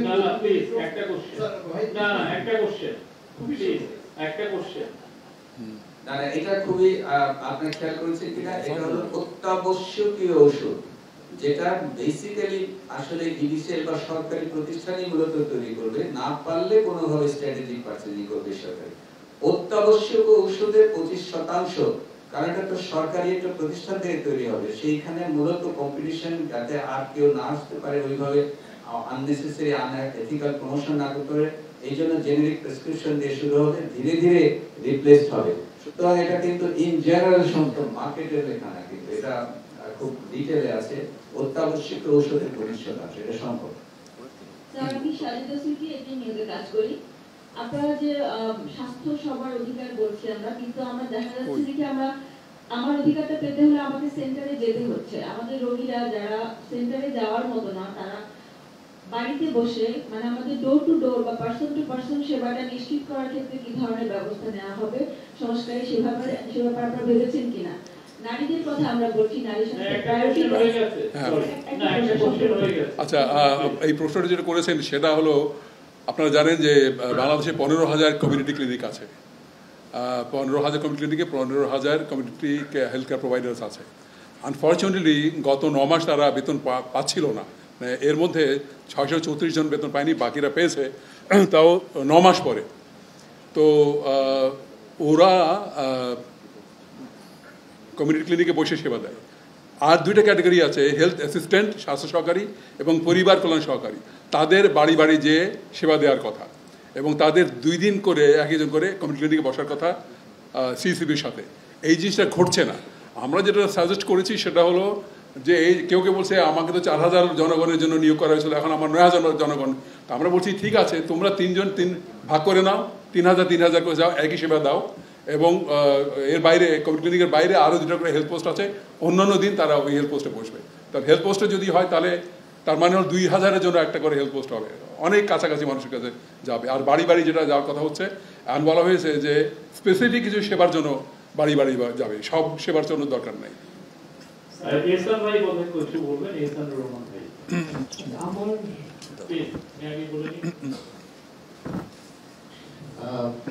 আমাদের স্বাস্থ্য সংস্কার কমিশনের বাম দিকটা অনেক শক্তিশালী, তো আমরা একটু ডান দিক থেকে ডান দিকের একজনের রিপ্রেজেন্টেটিভ হিসেবে একটু কথা বলতে চাচ্ছিলাম। স্বাস্থ্য সংস্কার কমিশন যখন গঠন করা হয়েছিল তার উদ্দেশ্য ছিল যে স্বাস্থ্য ব্যবস্থাকে জনমুখী, সহজলভ্য ও সর্বজনীন করতে হবে। জনমুখী, সহজলভ্য, সর্বজনীন। আমাদের একজন সাংবাদিক প্রশ্ন করেছেন যে এইখানে আমরা যারা দাঁড়িয়ে আছি তারা সবাই চিকিৎসক হিসেবে, যদি একজন চিকিৎসক না এবং আরেকজন চিকিৎসক ভবিষ্যতে ইনশাআল্লাহ হবে, আমরা কি নিজেরা খুব সাইলোড এবং বায়াস ইনপুট দিয়েছি কিনা? আমার ধারণা হচ্ছে এখানে আমরা যখন সবাই বসেছি আমরা বারংবার নিজেদেরকে বলার চেষ্টা করেছি সবার উপরে আমরা বাংলাদেশের নাগরিক, বাংলাদেশের জনগণ। আমাদের কাজ হচ্ছে বাংলাদেশের নাগরিক এবং জনগণের প্রতিনিধিত্ব করে স্বাস্থ্য সংস্কারের জন্য সুপারিশগুলো আনা। এই জন্যই বাংলাদেশে 8000 মানুষকে নিয়ে দেশের প্রত্যেকটা বিভাগ থেকে, প্রত্যেকটা জেলা থেকে একটা জনমত জরিপ করা হয়েছে, যেন আমরা আমাদের উদ্দেশ্যের প্রথমটাকে বাস্তবায়ন করতে পারি, যেন আমরা বুঝি যে জনগণের চাহিদাগুলো কি, জনগণের না পাওয়া বেদনাগুলো কি। এই চাহিদা এবং বেদনার ভিত্তিতে আমরা আমাদের যাবতীয় অভিজ্ঞতা এবং আমাদের যে জ্ঞান আছে এবং একই সাথে আমরা প্রতিজন অংশীদারের সাথে যে ইনপুট গুলো পেয়েছি সেটা এই কমিশন রিপোর্টে আনার চেষ্টা করেছি। সেকেন্ড আরেকটা কথা এসেছে যে শুরু থেকে শিশিরদা আইস ব্রেকিং করে আগুনটা জ্বালিয়ে দিয়েছেন, যে সবচাইতে সহজ কোনটা, সবচাইতে কঠিন কোনটা, এবং এই মাঝখানে আমরা ঘোরাঘুরি করছি। এই ক্ষেত্রে আমার বক্তব্যটা হচ্ছে যে এই কমিশনের কোন রিপোর্টই সবচাইতে সুপারিশই সবচাইতে সহজ না, সবচাইতে কঠিন না। যেটা সবচাইতে গুরুত্বপূর্ণ সেটা হচ্ছে বাংলাদেশ স্বাস্থ্যকে কোন জায়গা থেকে দেখবে। বাংলাদেশ স্বাস্থ্যকে একটা পণ্য হিসেবে দেখবে নাকি বাংলাদেশ স্বাস্থ্যকে একটা অধিকার হিসেবে দেখবে। এই কারণে কমিশনে আমরা বলেছি স্বাস্থ্য সবার অধিকার। স্বাস্থ্য যদি অধিকার হয় তাহলে অধিকারটা ব্যক্তিগত, দায়বদ্ধতা রাষ্ট্রের। এই কারণে বাংলাদেশ স্বাস্থ্যের ব্যাপারে একটা ওয়েলফেয়ার স্টেটে চলে আসবে। আর লাস্ট হচ্ছে যে আমরা বারবার বলছি যে এই বাস্তবায়নগুলোতে কোনটা আগে হবে, কোনটা পরে হবে, এবং এটা কেন হয় না, ওটা কেন হয় না। এর one of the big problem হচ্ছে যে স্বাস্থ্যের ব্যাপারে আমরা রাজনৈতিকভাবে, রাষ্ট্রীয়ভাবে এবং অর্থনৈতিকভাবে কখনো অগ্রাধিকার দিই নাই। খাদ্য, বস্ত্র, বাসস্থান, চিকিৎসা, শিক্ষা, প্রাইমারি স্কুল থেকে আমাদেরকে পড়ানো হয়েছে যে আমাদের 5টা মূল চাহিদা। স্বাস্থ্যের জন্য গত 10 বছর ধরে আপনারা কি জানেন যে বাজেটের আমরা কত নাম্বার খাত বরাদ্দের দিক থেকে? 9 নাম্বার। তাহলে যদি স্বাস্থ্য বাজেটের বরাদ্দের দিক থেকে 9 নাম্বার খাত হয়, তাহলে সেই খাতকে নিয়ে আসলে অধিকারেরও জায়গা খুব কম, সেই খাতকে নিয়ে দায়বদ্ধতার জায়গা খুব কম। আমার মনে হয় যে কমিশনের পক্ষ থেকে আমি আমার ব্যক্তিগত জায়গা থেকে দাঁড়িয়ে একটা নিবেদন করতে চাই যে আজকে জনগণের পকেট থেকে টাকা যাচ্ছে। আজকে 4 টাকা খরচ হলে 3 টাকা যায় হচ্ছে জনগণের পকেট থেকে, 1 টাকা যায় হচ্ছে সরকারের পকেট থেকে। আমরা সেই স্বাস্থ্য ব্যবস্থা চাই, যে স্বাস্থ্য ব্যবস্থায় একটা জনগণ যখন তার চাহিদা আছে স্বাস্থ্যের, সেই চাহিদাটা মিটাপ হবে এবং সেই খরচ কোনোভাবেই যেন সরকারি খরচের থেকে বেশি না হয়। তো লাস্টলি যে কথাটা আমার নিজের জায়গা থেকে আমার বলার ইচ্ছা ছিল সেটা হচ্ছে আমাদের অনেক অযোগ্যতা এবং আমাদের এই রেকমেন্ডেশন ও সুপারিশের ভেতরে অনেক সংকীর্ণতা থাকতে পারে, কিন্তু একটা জায়গায় আমরা সবাই একমত হয়েছি। সেই একমতের জায়গাটা হচ্ছে বাংলাদেশের স্বাস্থ্য খাতে সংস্কারটা ছোটখাটো আয়োজন এবং ছোটখাটো উপযোগে হবে না। স্বাস্থ্য খাতের সংস্কারটাকে গুচ্ছ পরিকল্পনার মাধ্যমে বাস্তবায়ন করতে হবে। এই যে শিশিরদা বললেন সবচেয়ে সহজটা বলো আর সবচেয়ে কঠিনটা বলো, সবচেয়ে সহজ একটা করলে স্বাস্থ্য খাতের কোনো পরিবর্তন হবে না। স্বাস্থ্য খাতের যে কোনো সমস্যা অত্যন্ত গভীরভাবে একটা আরেকটার সাথে সম্পর্কযুক্ত। এই কারণে যে কোনো সংস্কার প্রস্তাবনায় সরকারের প্রতি আমার ব্যক্তিগত নিবেদন হবে যে একটা প্রবলেমকে আইডেন্টিফাই করে সেই প্রবলেমের সলিউশনের জন্য একটা গুচ্ছ পরিকল্পনা নিয়ে আগানোর জন্য। ধন্যবাদ সবাইকে। মোস্তফা মল্লিক। আমার নাম হচ্ছে মোস্তফা মল্লিক স্যার, আমি চ্যানেলাই আছি। আপনারা ৮,০০০ মানুষের সঙ্গে কথা বলেছেন, যদি একটু বলতেন যে তাদের ভিতরে কমন প্রবলেম সবচেয়ে কোনটা বেশি, যেটা সমাধান করা আদৌ সম্ভব কিনা, একটু আগে ভাই যেটা বললেন সেটা রেফারেন্স এসান। আকরাম ভাইয়ের প্রেজেন্টেশনে ছিল, তারপরে আমি আমার দৃষ্টিকোণ থেকে খুব সহজে বলতে চাই জনমুখী। জনগণ বলেছে যে প্রতি 3 জনের 2 জন সরকারি ব্যবস্থা থেকে গত 1 বছরে সেবা নিয়েছে। জনগণ বলেছে প্রতি 3 জনের 2 জন গত 1 বছরে প্রাইভেট সেক্টর থেকে সেবা নিয়েছে। তাহলে জনগণ ভার্ডিক্ট দিয়ে দিয়েছে যে তারা এখনো সরকারি ব্যবস্থায় আছে এবং তারা এখনো প্রাইভেট সেক্টরে যায়। তাহলে স্বাস্থ্য ব্যবস্থার সংস্কারের জন্য পাবলিক এবং প্রাইভেটকে একসাথে না করে কোনো সংস্কার বাস্তবায়ন হবে না। দুই জায়গাতে ওভারঅল জনগণ বলেছে যে নগরায়নে নগর স্বাস্থ্য কেন্দ্রে গত 1 বছরে মাত্র 3% জনগণ কোন একটা নগর প্রাথমিক স্বাস্থ্য সেবা কেন্দ্রে গিয়েছেন। তাহলে যদি নগরের এই আমাদের 40% জনগণের 3% মানুষ প্রাথমিক স্বাস্থ্য কেন্দ্রে যান, জনগণ অলরেডি আমাদেরকে বলে দিয়েছে যে নগরে প্রাথমিক স্বাস্থ্য কেন্দ্র চালু করতে হবে, তাতেই এই লজ্জাজনক অবস্থান থেকে আমরা বেরিয়ে চলে আসতে পারবো। জনগণ বলে দিয়েছে যে তারা ঔষধের মান, ঔষধের প্রাইস তারা বলে দিয়েছে যে তারা বিভিন্ন ডায়াগনস্টিক্স এর প্রাইসের ক্ষেত্রে একটা ক্যাপিং চান, যে আজকে কোনো একটা অসুস্থতার কারণে আমরা যেইভাবে অর্থ খরচ করি ওই অর্থ খরচ না করতে পেরে সেই জনগণ না খেয়ে মারা যাবে অথবা ওষুধ কিনে দরিদ্র হয়ে যাবে। জনগণের এই ম্যান্ডেটস গুলো অলরেডি সার্ভিসে চলে আসে। লাস্টে একটা জিনিস জনগণ বলেছে যে গত 1 বছরে 3 জন জনগণ সেবা নিতে গিয়ে 1 জন জনগণ কমপক্ষে স্বাস্থ্য খাত থেকে নিগৃহ অথবা অন্য কোনো বাজে অভিজ্ঞতার সম্মুখীন হয়েছে। 3 জনে 1 জন। তাহলে জনগণ অলরেডি বলে দিয়েছে যে আমাদের এই 3 জনের 1 জনকে নিয়ে সরকার, রাষ্ট্র, সমাজ আমরা সবাই মিলে কি করব। আরো বলেছে যে যারা কোনো না কোনো নিগৃহে বা কোনো না কোনো বাজে অভিজ্ঞতা সঞ্চয় করেছিলেন তাদেরকে জিজ্ঞেস করা হয়েছে আপনারা কি জানেন কিনা যে কার কাছে কি অভিযোগ জানাতে হয়। মাত্র 10% বলতে পেরেছে আসলে সত্যিকার অর্থে কার কাছে কি অভিজ্ঞতা শেয়ার করা যায়, কার কাছে কি বিচার চাওয়া যায়। তাহলে এই বাকি 90% জনগণ অলরেডি বলে দিয়েছে যে তাদের জন্য বলতে হবে যে আজকে আমি যদি স্বাস্থ্য ব্যবস্থা থেকে কোনো ধরনের খারাপ আচরণ যাই তাহলে আমি কোথায় যাব, কার কাছে যাব, কি বিচার দেব এবং সেই বিচারের ভিত্তিতে কি পরিবর্তন হবে এবং আমাকে কি দেয়া হবে সেটা আমার জানার অধিকার আছে। আমার মনে হয় যে এই রিপোর্টটা already Bangladesh bureau of statistics করেছে। আমরা এটাকে যদি সবার মাধ্যমে দিয়ে দিতে পারি তাহলে জনগণের চাহিদা ডিস্ট্রিবিউট হয়েছে। আচ্ছা, নেক্সট কোশ্চেন প্লিজ। আসসালামু আলাইকুম, আমি ইব্রাহিম খলিল, আমি দৈনিক সম্রাট থেকে বলছি। স্বাস্থ্য বাজেটের একটা বড় অংশ ব্যয় হয় কেনাকাটায়, আর কেনাকাটার ক্ষেত্রে অনেক বড় রকমের দুর্নীতির অভিযোগ পাওয়া যায়। এই ক্ষেত্রে আপনাদের স্পেসিফিক কোনো সুপারিশ ছিল কি? আচ্ছা, রেজা স্যার, এটা রেজা স্যার ছিল তো। রেজা স্যার, রেজা স্যার আমি আমার ওখানে আছে বলো। যোগ্য লোকের হাতে পড়লেন। আছে আমাদের প্রকিউরমেন্ট একটু বড় এক্সপেন্সিভ আইটেম। তো এর মধ্যে আপনার ফিজিক্যাল স্ট্রাকচার সেটা একটা বড় আইটেম। ঘর বাড়ি বানাই আমরা, অনেক বড় হাসপাতাল বানাই, 100 বেড কে 300 বেড করি, 50 বেডকে 100 বেড করি। এটাও ওই আপনার যেটা প্রকিউরমেন্টের একটা অংশ। আর একটা অংশ হচ্ছে ওষুধপত্র কেনা, আর হচ্ছে আপনার খুব বড় আকারে আপনার ইকুইপমেন্ট। পার্সেন্টেজ হিসেবে এগুলো কিন্তু খুব বড় নয় এবং কমপ্লেক্সগুলো এইখানে। কমপ্লেক্সগুলো এই কারণে যে আপনার বিশেষ করে যেখানে ইকুইপমেন্ট আর মেশিনারি আছে সেটা আমাদের দেশে প্রায় হয় না বললেই চলে। খুবই কম ইকুইপমেন্ট আমরা নিজেরা তৈরি করি এবং কমিশনের একটা সাজেশনস এই ব্যাপারে আছে, যাতে করে আমরা লোকাল ম্যানুফ্যাকচারিং বাড়ে। এটার জন্য একটা আলাদা ব্যবস্থা, একটা সুপারভাইজ করার অ্যারেঞ্জমেন্ট এবং প্রণোদনা, যাতে করে আমাদের এই সমস্যাটা কমে যায়। এখন আমরা বাইরে থেকে যে সমস্ত মালামাল আনি সেটা কম্পিটিটিভ বেসিসেই হয়। এটা একজন লোক এসে বললো যে আমার হাতে একটা ওষুধ ইকুইপমেন্ট আছে, এটা নিয়ে নেন, তা না।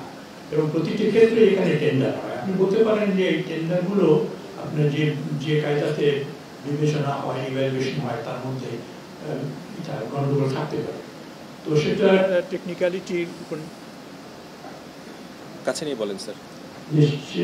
সেটা আপনার আমাদের বর্তমানে বিশেষ করে হেলথ সার্ভিস ডিভিশন যেটা ডিজি হেলথ, ওদের যা ইকুইপমেন্ট যা ওরা একটা প্রতিষ্ঠান একটা অর্গানাইজেশনের মাধ্যমে কেনেন, সিএমএসডি তার মাধ্যমে কেনেন, এবং সেখানে কিন্তু এক্সপার্টরা আছেন যারা ইভ্যালুয়েশন করেন, এবং তারপরেও হয়তো ইভ্যালুয়েশনের সমস্যা হতে পারে। এবং যেহেতু আমাদের ইকুইপমেন্টের ভ্যারাইটি অনেক বেশি, একই ইকুইপমেন্ট যেমন মনে করেন এক্সরে নানা রকমের আপনার কোয়ালিফিকেশন থাকতে পারে, এবং ভিন্ন ভিন্ন এক্সরে ভিন্ন ভিন্ন দাম হতে পারে। কাজে এগুলোকে এক চোখে টাকা সম্ভব হবে, এবং এগুলোর দাম কমানোর বেস্ট উপায় হচ্ছে টেন্ডার প্রসেসটাকে খুলে দেওয়া। সরকার আপনার টেন্ডারিং এর ব্যবস্থা গ্রহণ করেছেন, এবং স্বাস্থ্য মন্ত্রণালয়ের ফ্যামিলি প্ল্যানিং যা তারা প্রায় 100% আপনার টেন্ডারিং প্রসেস পালন করে থাকেন। কিন্তু এইচএসডি স্বাস্থ্য সেবা বিভাগ, বিশেষ করে ডিজি হেলথ, সেখানে প্রকিউরমেন্ট এখনো পুরোপুরি 100% হয়নি। আমাদের রিকমেন্ডেশন হচ্ছে এটাকে পুরোপুরি 100% করে করা। তার ফলে আপনার এইগুলো কমে যাবে, আপনার এই সম্ভাবনা কমে যাবে। আর একটা হচ্ছে যে কমপ্লেইন ম্যানেজমেন্ট সিস্টেম একটা সেট আপ করা। এখন আছে একটা কমপ্লেইন ম্যানেজমেন্ট সিস্টেম, সেটাকে বৃহত্তর লোকের, সাধারণ লোকের জন্য ওটা অ্যাক্সেস করতে পারেন, তার জন্য একটা ব্যবস্থা গ্রহণ করা। কারণ কমপ্লেইন যদি একত্রে থাকে, তাহলে আপনার ওই কমপ্লেইনের মাধ্যমেও কিন্তু যারা বিক্ষুব্ধ হবে তাদের এগুলো কমপ্লেইনগুলো শোনা যাবে, এবং এটা যত বিস্তৃত হবে তত প্রেশারে আপনার ডিসিশন মেকিংটা আপনার অনেকটা রেশনাল হওয়ার সম্ভাবনা থাকবে। আমি দুটো বুলেট আমি যোগ করি আসলে। মার্কেটে এই সম্ভাবনাগুলো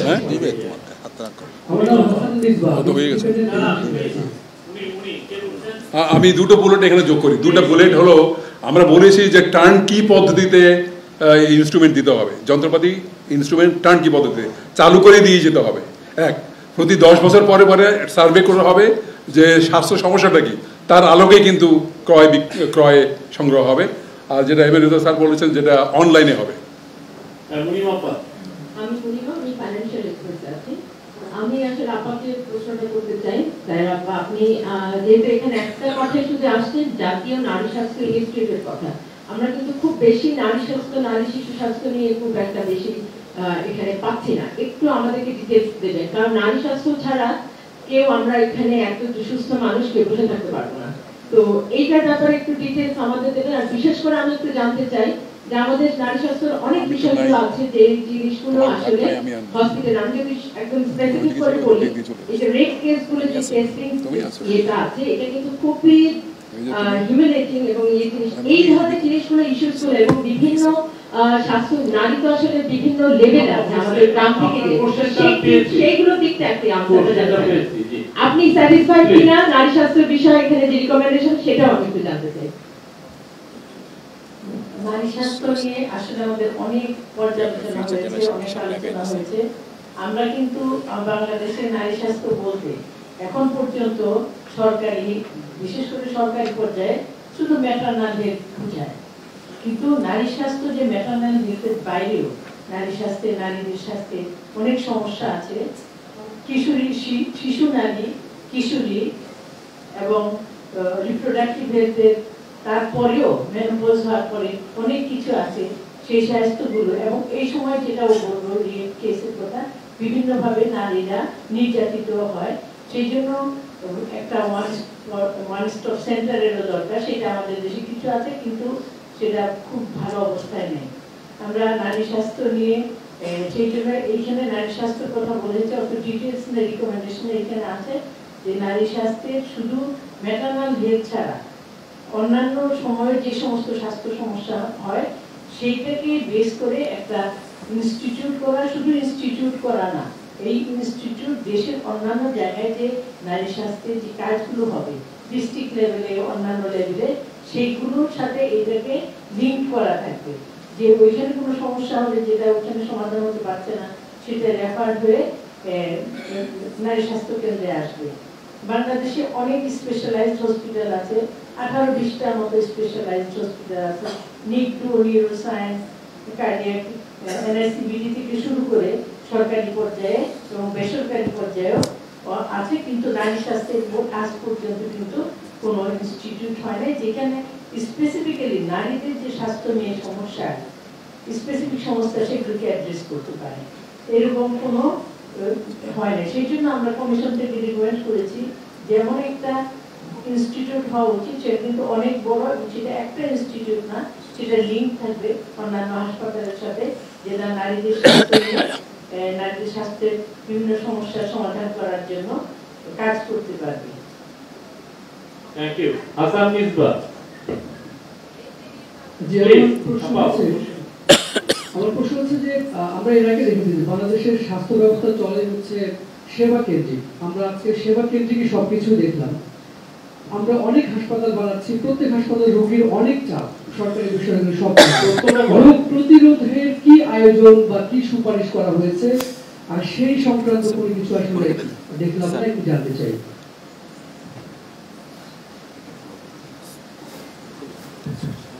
মিসবাহ, ধন্যবাদ।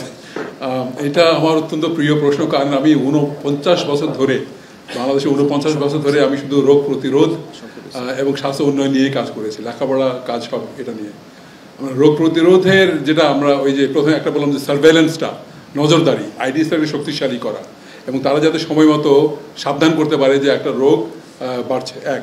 তারপর দ্বিতীয় কথা হলো যে আমরা জনস্বাস্থ্য আলাদা একটা অবকাঠামো অধিদপ্তর করার কথা বলছি, যারা এই রোগ প্রতিরোধ এবং স্বাস্থ্য উন্নয়নের উপর অ্যাবসলিউটলি ফোকাস করতে পারে। এইটা হলো একটা। আরেকটা হলো জনগণের মধ্যে আমরা যে অ্যাওয়ারনেস বিল্ড আপ করার চেষ্টা করি, এইটাকেই কিন্তু খুব সায়েন্টিফিক করতে হবে এবং ইফেক্টিভ করার জন্য যে পদক্ষেপগুলো, যে স্ট্র্যাটেজিগুলো, সেগুলো নিতে হবে, যাতে করে জনগণ বুঝতে পারে যে কোনটা তাদের স্বাস্থ্যের জন্য ভালো, কোনটা ভালো না। এমনকি বাজারে যে খাবারগুলো আসে প্যাকেজ বা ট্রান্সফ্যাট, সুগার, সল্ট, এইগুলো যে জনগণের জন্য ভালো নয়, সেটা স্কুলে আমরা বলেছি বছরে একবার করে এক্সিবিশন করা, যে স্বাস্থ্যকর ব্যবহার কোনটা, স্বাস্থ্যকর খাবার কোনটা, এবং এখানে হেলথের যারা কর্মী আছেন তারা এসে এক্সিবিশনটা করবেন, অ্যাওয়ারনেস বিল্ড আপ করবেন। এবং স্কুল হেলথকে আমরা বিশেষভাবে জোর দিয়েছি, যাতে করে শিশুদেরকে আমরা বোঝাতে পারি, শেখাতে পারি যে রোগ প্রতিরোধ কীভাবে করা যায়, কোন ব্যবহারটা, কোন স্বাস্থ্য ব্যবহারটা রোগ প্রতিরোধের সহায়ক। তারা যেটা এই মেসেজটা বাড়িতে নিয়ে যাবেন মা বাবার কাছে।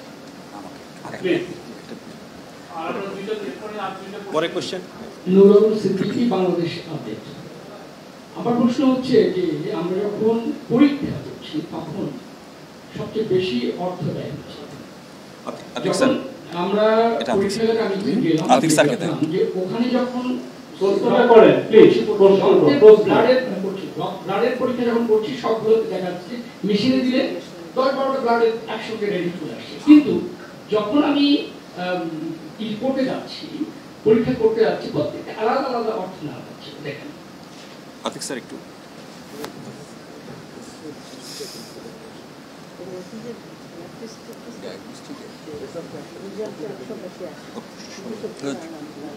তুমি বলো না, তার তো দেখ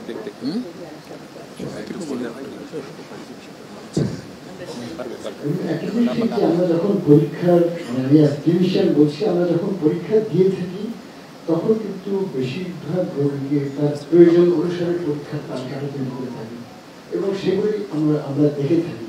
কিছু কিছু অটোমেটেড মেশিনে সব কিছু আসে, সেগুলো অনেক সময় তার কতগুলো আমাদের চাহিদার সাথে সঙ্গতপূর্ণ হয় না। ব্যয়বহুল হাসপাতালে বা ব্যয়বহুল ল্যাবরেটরিতে যদি আপনি যেয়ে থাকেন, তাহলে মানে সেই রিপোর্টগুলো তো অটোমেটিক্যালি, যেহেতু অ্যানালাইজার, সেগুলোতে সেটা চলেই আসবে। এই বিষয়টা আসলে আমাদের পিওর ক্লিনিক্যাল বিষয়। এই বিষয়টা আমাদের যে প্রস্তাবিত সুপারিশ তার মধ্যে কাজ করা হয়েছে, কিন্তু এটা গুরুতর। এর মাইনর ডিটেলস আসলে আমাদের কাজের সাথে, আমাদের দায়িত্বের সাথে পুরোপুরি সঙ্গতিপূর্ণ না। ধন্যবাদ। আমি আফজাল হোসেন। এক সেকেন্ড ওই যেটা কথা তুমি বললে, ও অনেক সময় ওই যেটা আতিক বললো যে অটোমেটেড মেশিনে অটোমেটিক্যালি এসে যাবে, তো ওখানে যদি আলাদা করতে যায় তাহলে খরচা করে যায়। ঠিক আছে, আমার প্রশ্ন হলো, বাংলাদেশের নির্বাচিত জনপ্রতিনিধিরা ক্ষমতায় থাকা অবস্থায় নিজের খরচে অথবা সরকারি খরচে যেন বিদেশে চিকিৎসা নিতে না পারে, এই বিষয়ে কোনো সুপারিশ আছে কিনা? এটা আপনি দিবেন স্যার, আপনি চিফ। না, এটা তো হলো রুলস অফ বিজনেস যা জানা আছে আমার, যে একজন মন্ত্রী সরকারি খরচের চিকিৎসা দেশেই পাইতে পারে, দেশের বাইরে এন্টাইটেল না, তাই এন্টাইটেল না। এখন আইনের প্রয়োগ ঠিক মতো হলেই হলো, এটা কি কথা। আমি এই কথাটা আগে বলেছি বলে আজকে বলতেছি, এই কথাটা অতীতে বলেছি আমি, সেদিন আজকে বলতেছি যে দেশের প্রেসিডেন্ট চেক আপ করতে শুধু বাইরে যায় না, ওইটা আবার পাবলিক অ্যানাউন্সমেন্ট করে দেয়, তাহলে এটা কিন্তু আমি পাবলিকলি আগে বলেছি। সুতরাং এই ব্যাপারে আপনারা কথাটা তুলবেন একটা বড় আছে। তবে এটা কথাটা হলো যে এই যে একটা প্রশ্ন করছিল অনেকে যে মানুষকে বাইরে যাওয়ার কি করে কমানো যাবে বা কি করা, এখানে তো একটা জিনিস স্বীকার করতে হবে যে আমাদের যে স্বাস্থ্য ফেসিলিটিস, এটা একটা উন্নত বিশ্বের সমান নয়, কোথাও কোথাও ডেফিশিয়েন্ট আছে।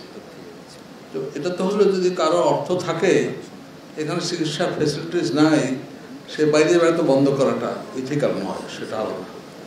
কিন্তু আমাদের অনেক ফেসিলিটিস আছে যেগুলো আর করা সম্ভব, কিন্তু এখানে আবার কনফিডেন্স ইস্যু আছে। আমি এটা বলতে চাইনি, কিন্তু আমি বলতেছি, যেমন বাংলাদেশে দুটো অসুখের নাম আমি বলবো। একটা হলো হার্টের ওষুধ, তাই না? আজকের থেকে 20-25 বছর আগে তো সবাই দৌড় দিয়ে যেত, তাই না? কিন্তু এখন কমে গেছে, অনেক কমে গেছে। কারণ এখন আমি এটা বলতে পারি যে ইব্রাহিম কার্ডিয়াক জড়িত আছে আমি, ওখানে কিন্তু আমেরিকার থেকেও লোক আসে চিকিৎসা করে, চিকিৎসার জন্য এসছে, কারণ এখানে সস্তা পড়ে, কম খরচ পড়ে। তাহলে মানে ক্যাপাসিটি বাড়তে হবে এবং কনফিডেন্স ক্রিয়েট করতে হবে। যেমন ডায়াবেটিস একটা এপিডেমিক, তাই না? তো এখন মানুষ তো হাসি দিতেও বাইরে যায় অনেকে, কিন্তু অ্যাজ এ হোল ডায়াবেটিস চিকিৎসা করতে বাইরে যায় না, অ্যাজ এ হোল। বরং নেপাল, ইন্ডিয়ার থেকে তো আসে। তো সে ফেসিলিটিস থাকতে হবে, কনফিডেন্স ক্রিয়েট করতে হবে। আমাদের রিকমেন্ডেশনে যে এই টিচিং ইনস্টিটিউটে ফুল টাইম লোক হবে, ঠিক, এটা একটা কী বলে ওয়াটারশেড হয়ে যাবে। কারণ তাহলে আমরা যত কিছুই বলি না কেন, রিসার্চ হবে। রিসার্চ করতে সময় লাগে, তো ফেসিলিটিস খালি লাগে না, সময় লাগে, তাই না? তো আমরা ফুল টাইম করতে পারি না সিরিয়াস রিসার্চ।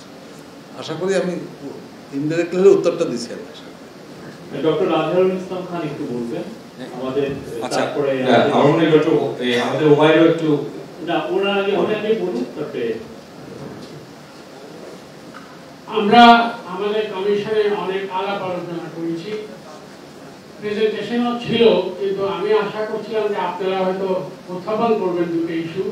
তা আমি রিকোয়েস্ট করছি দুইটা ইম্পর্টেন্ট ইস্যু আপনারা তুলে ধরবেন খুব শক্তিশালীভাবে। একটা হচ্ছে ইমার্জেন্সি মেডিকেল সার্ভিস, এটা কি তুলে ধরার মতন বিষয়? আপনারা চিন্তা করবেন, এটা নেই প্রাইভেট সেক্টর, পাবলিক সেক্টরে যতটুকু আছে যথেষ্ট না। এটা হলো এক। দুই হচ্ছে অ্যাম্বুলেন্স সার্ভিস। দেখা যায় কোনো এক পাবলিক বড় হসপিটালের 3টা অ্যাম্বুলেন্স আছে, 4 জন ড্রাইভার নেই, ড্রাইভার আছে, ড্রাইভার উপস্থিত নেই। ড্রাইভার যখন আসবে তখন আওয়ার্স কমপ্লিট হয়ে গেছে, তাকে ওভারটাইম দিতে হবে। প্রাইভেট সেক্টরে অ্যাম্বুলেন্সে নিতে হবে। একটা ন্যাশনাল অ্যাম্বুলেন্স নেটওয়ার্কের মাধ্যমে এইটা খুব জরুরি হয়ে গেছে। এটা বছরের পর বছর, শতাব্দীর পর শতাব্দী এটা বলা হচ্ছে। এটা সম্বন্ধে আপনারা লিখুন এবং ইমার্জেন্সি মেডিকেল সার্ভিস সব লিখুন। আমার একান্ত অনুরোধ। এখন ওমর আতিফ বলবেন, এরপরে আমরা শেষ করব। প্রায় 1.5 ঘন্টা হয়ে গেছে। দাও দিয়ে দিয়ে পার করে দেই।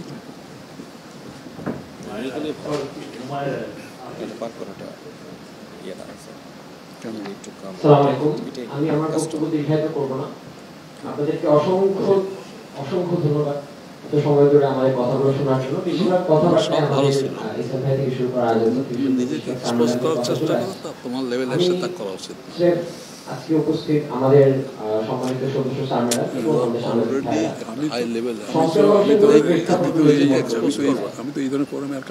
এতগুলো সংস্কার কমিশন গুলো হলো বাংলাদেশে, প্রেক্ষাপটটা কি ছিল, কিভাবে সংস্কার কমিশন গুলো হলো?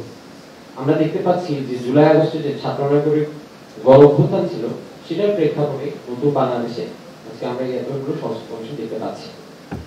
আমরা যদি আপনাকে প্রশ্ন করি, আপনাদেরকে আজকে প্রশ্ন করি, আপনারা জুলাই আগস্টে ছিলেন, নিউজগুলো প্রচার করেছেন দেশে এবং বিদেশে, বাংলাদেশের স্বাস্থ্য ব্যবস্থা বা স্বাস্থ্য খাত কি সহজলভ্য ছিল জুলাই আগস্টে? সেটা কি সার্বজনীন ছিল, জনমুখী ছিল? যদি সার্বজনীন জনমুখী হয়ে থাকে, তাহলে কিভাবে আমরা দেখতে পাই যে ঢাকা মেডিকেল কলেজের মতো সিকিউর মানে একটা সেন্ট্রালাইজড হসপিটালে কিভাবে আহত ভাইদের উপর, বোনদের উপর হামলা করা হয়? আমরা দেখতে পাই যে বিভিন্ন হাসপাতালগুলোতে ডোর স্টেপে ইন্তেকাল করছে, কিন্তু স্বাস্থ্য সেবাকে আমরা এরকম রেসপন্স করতে দেখছি না। আমরা দেখতে পাচ্ছি যে বাংলাদেশে ইমার্জেন্সি কেয়ার, আজকে আমাদের এত ভাইদের যে হাত হারালো, পা হারালো, প্রত্যেকটা কষ্ট ছিল ভেসেল ইনজুরি। আমরা মেডিকেল স্টুডেন্টরা বিভিন্ন হাসপাতালে গিয়ে ডাটা কালেক্ট করেছিলাম। তো ভেসেল ইনজুরি, ভেসেল সার্ভাইভাল দিয়ে 12 আওয়ার্সের মধ্যে রেফারেল সিস্টেম নাই, আমাদের ইমার্জেন্সি সিস্টেমটা ওভার ডেভেলপ না, ইন্টিগ্রেটেড ন্যাশনালাইজড কোনো অ্যাম্বুলেন্স সার্ভিস নাই। ফলাফল কি? একটা ভেসেল ইনজুরির পেশেন্টও কিন্তু আমরা হাত বা পা রাখতে পারি না। আচ্ছা, আতিক থেকে শুরু করে যারাই আহত আপনারা দেখছেন, আপনারাই তাদের নিউজগুলো প্রচার করছেন। তো এরকম আরো হাজারো ল্যাকিংস যদি আমরা বলা শুরু করি তাহলে শেষ হবে না। নারী স্বাস্থ্য নিয়ে আমাকে বলছেন, সবকিছু নিয়ে। তো আমাদের স্যাররা, আমাদের ম্যাডামরা এবং আমাদের কমিশন আমরা যথাযথ চেষ্টা করেছি। অবশ্যই আমাদের ভুলভ্রান্তি থাকবেই, কিন্তু জনমত জরিপ থেকে শুরু করে আমরা চেষ্টা করছি জনমুখী হওয়া, সহজলভ্য এবং কিভাবে স্বাস্থ্য ব্যবস্থাটাকে আরো বেশি সার্বজনীন করা যায়। এতটুকু রেখে শেষ করছি। আপনাদেরকে আবার ধন্যবাদ। Thank you, thank you.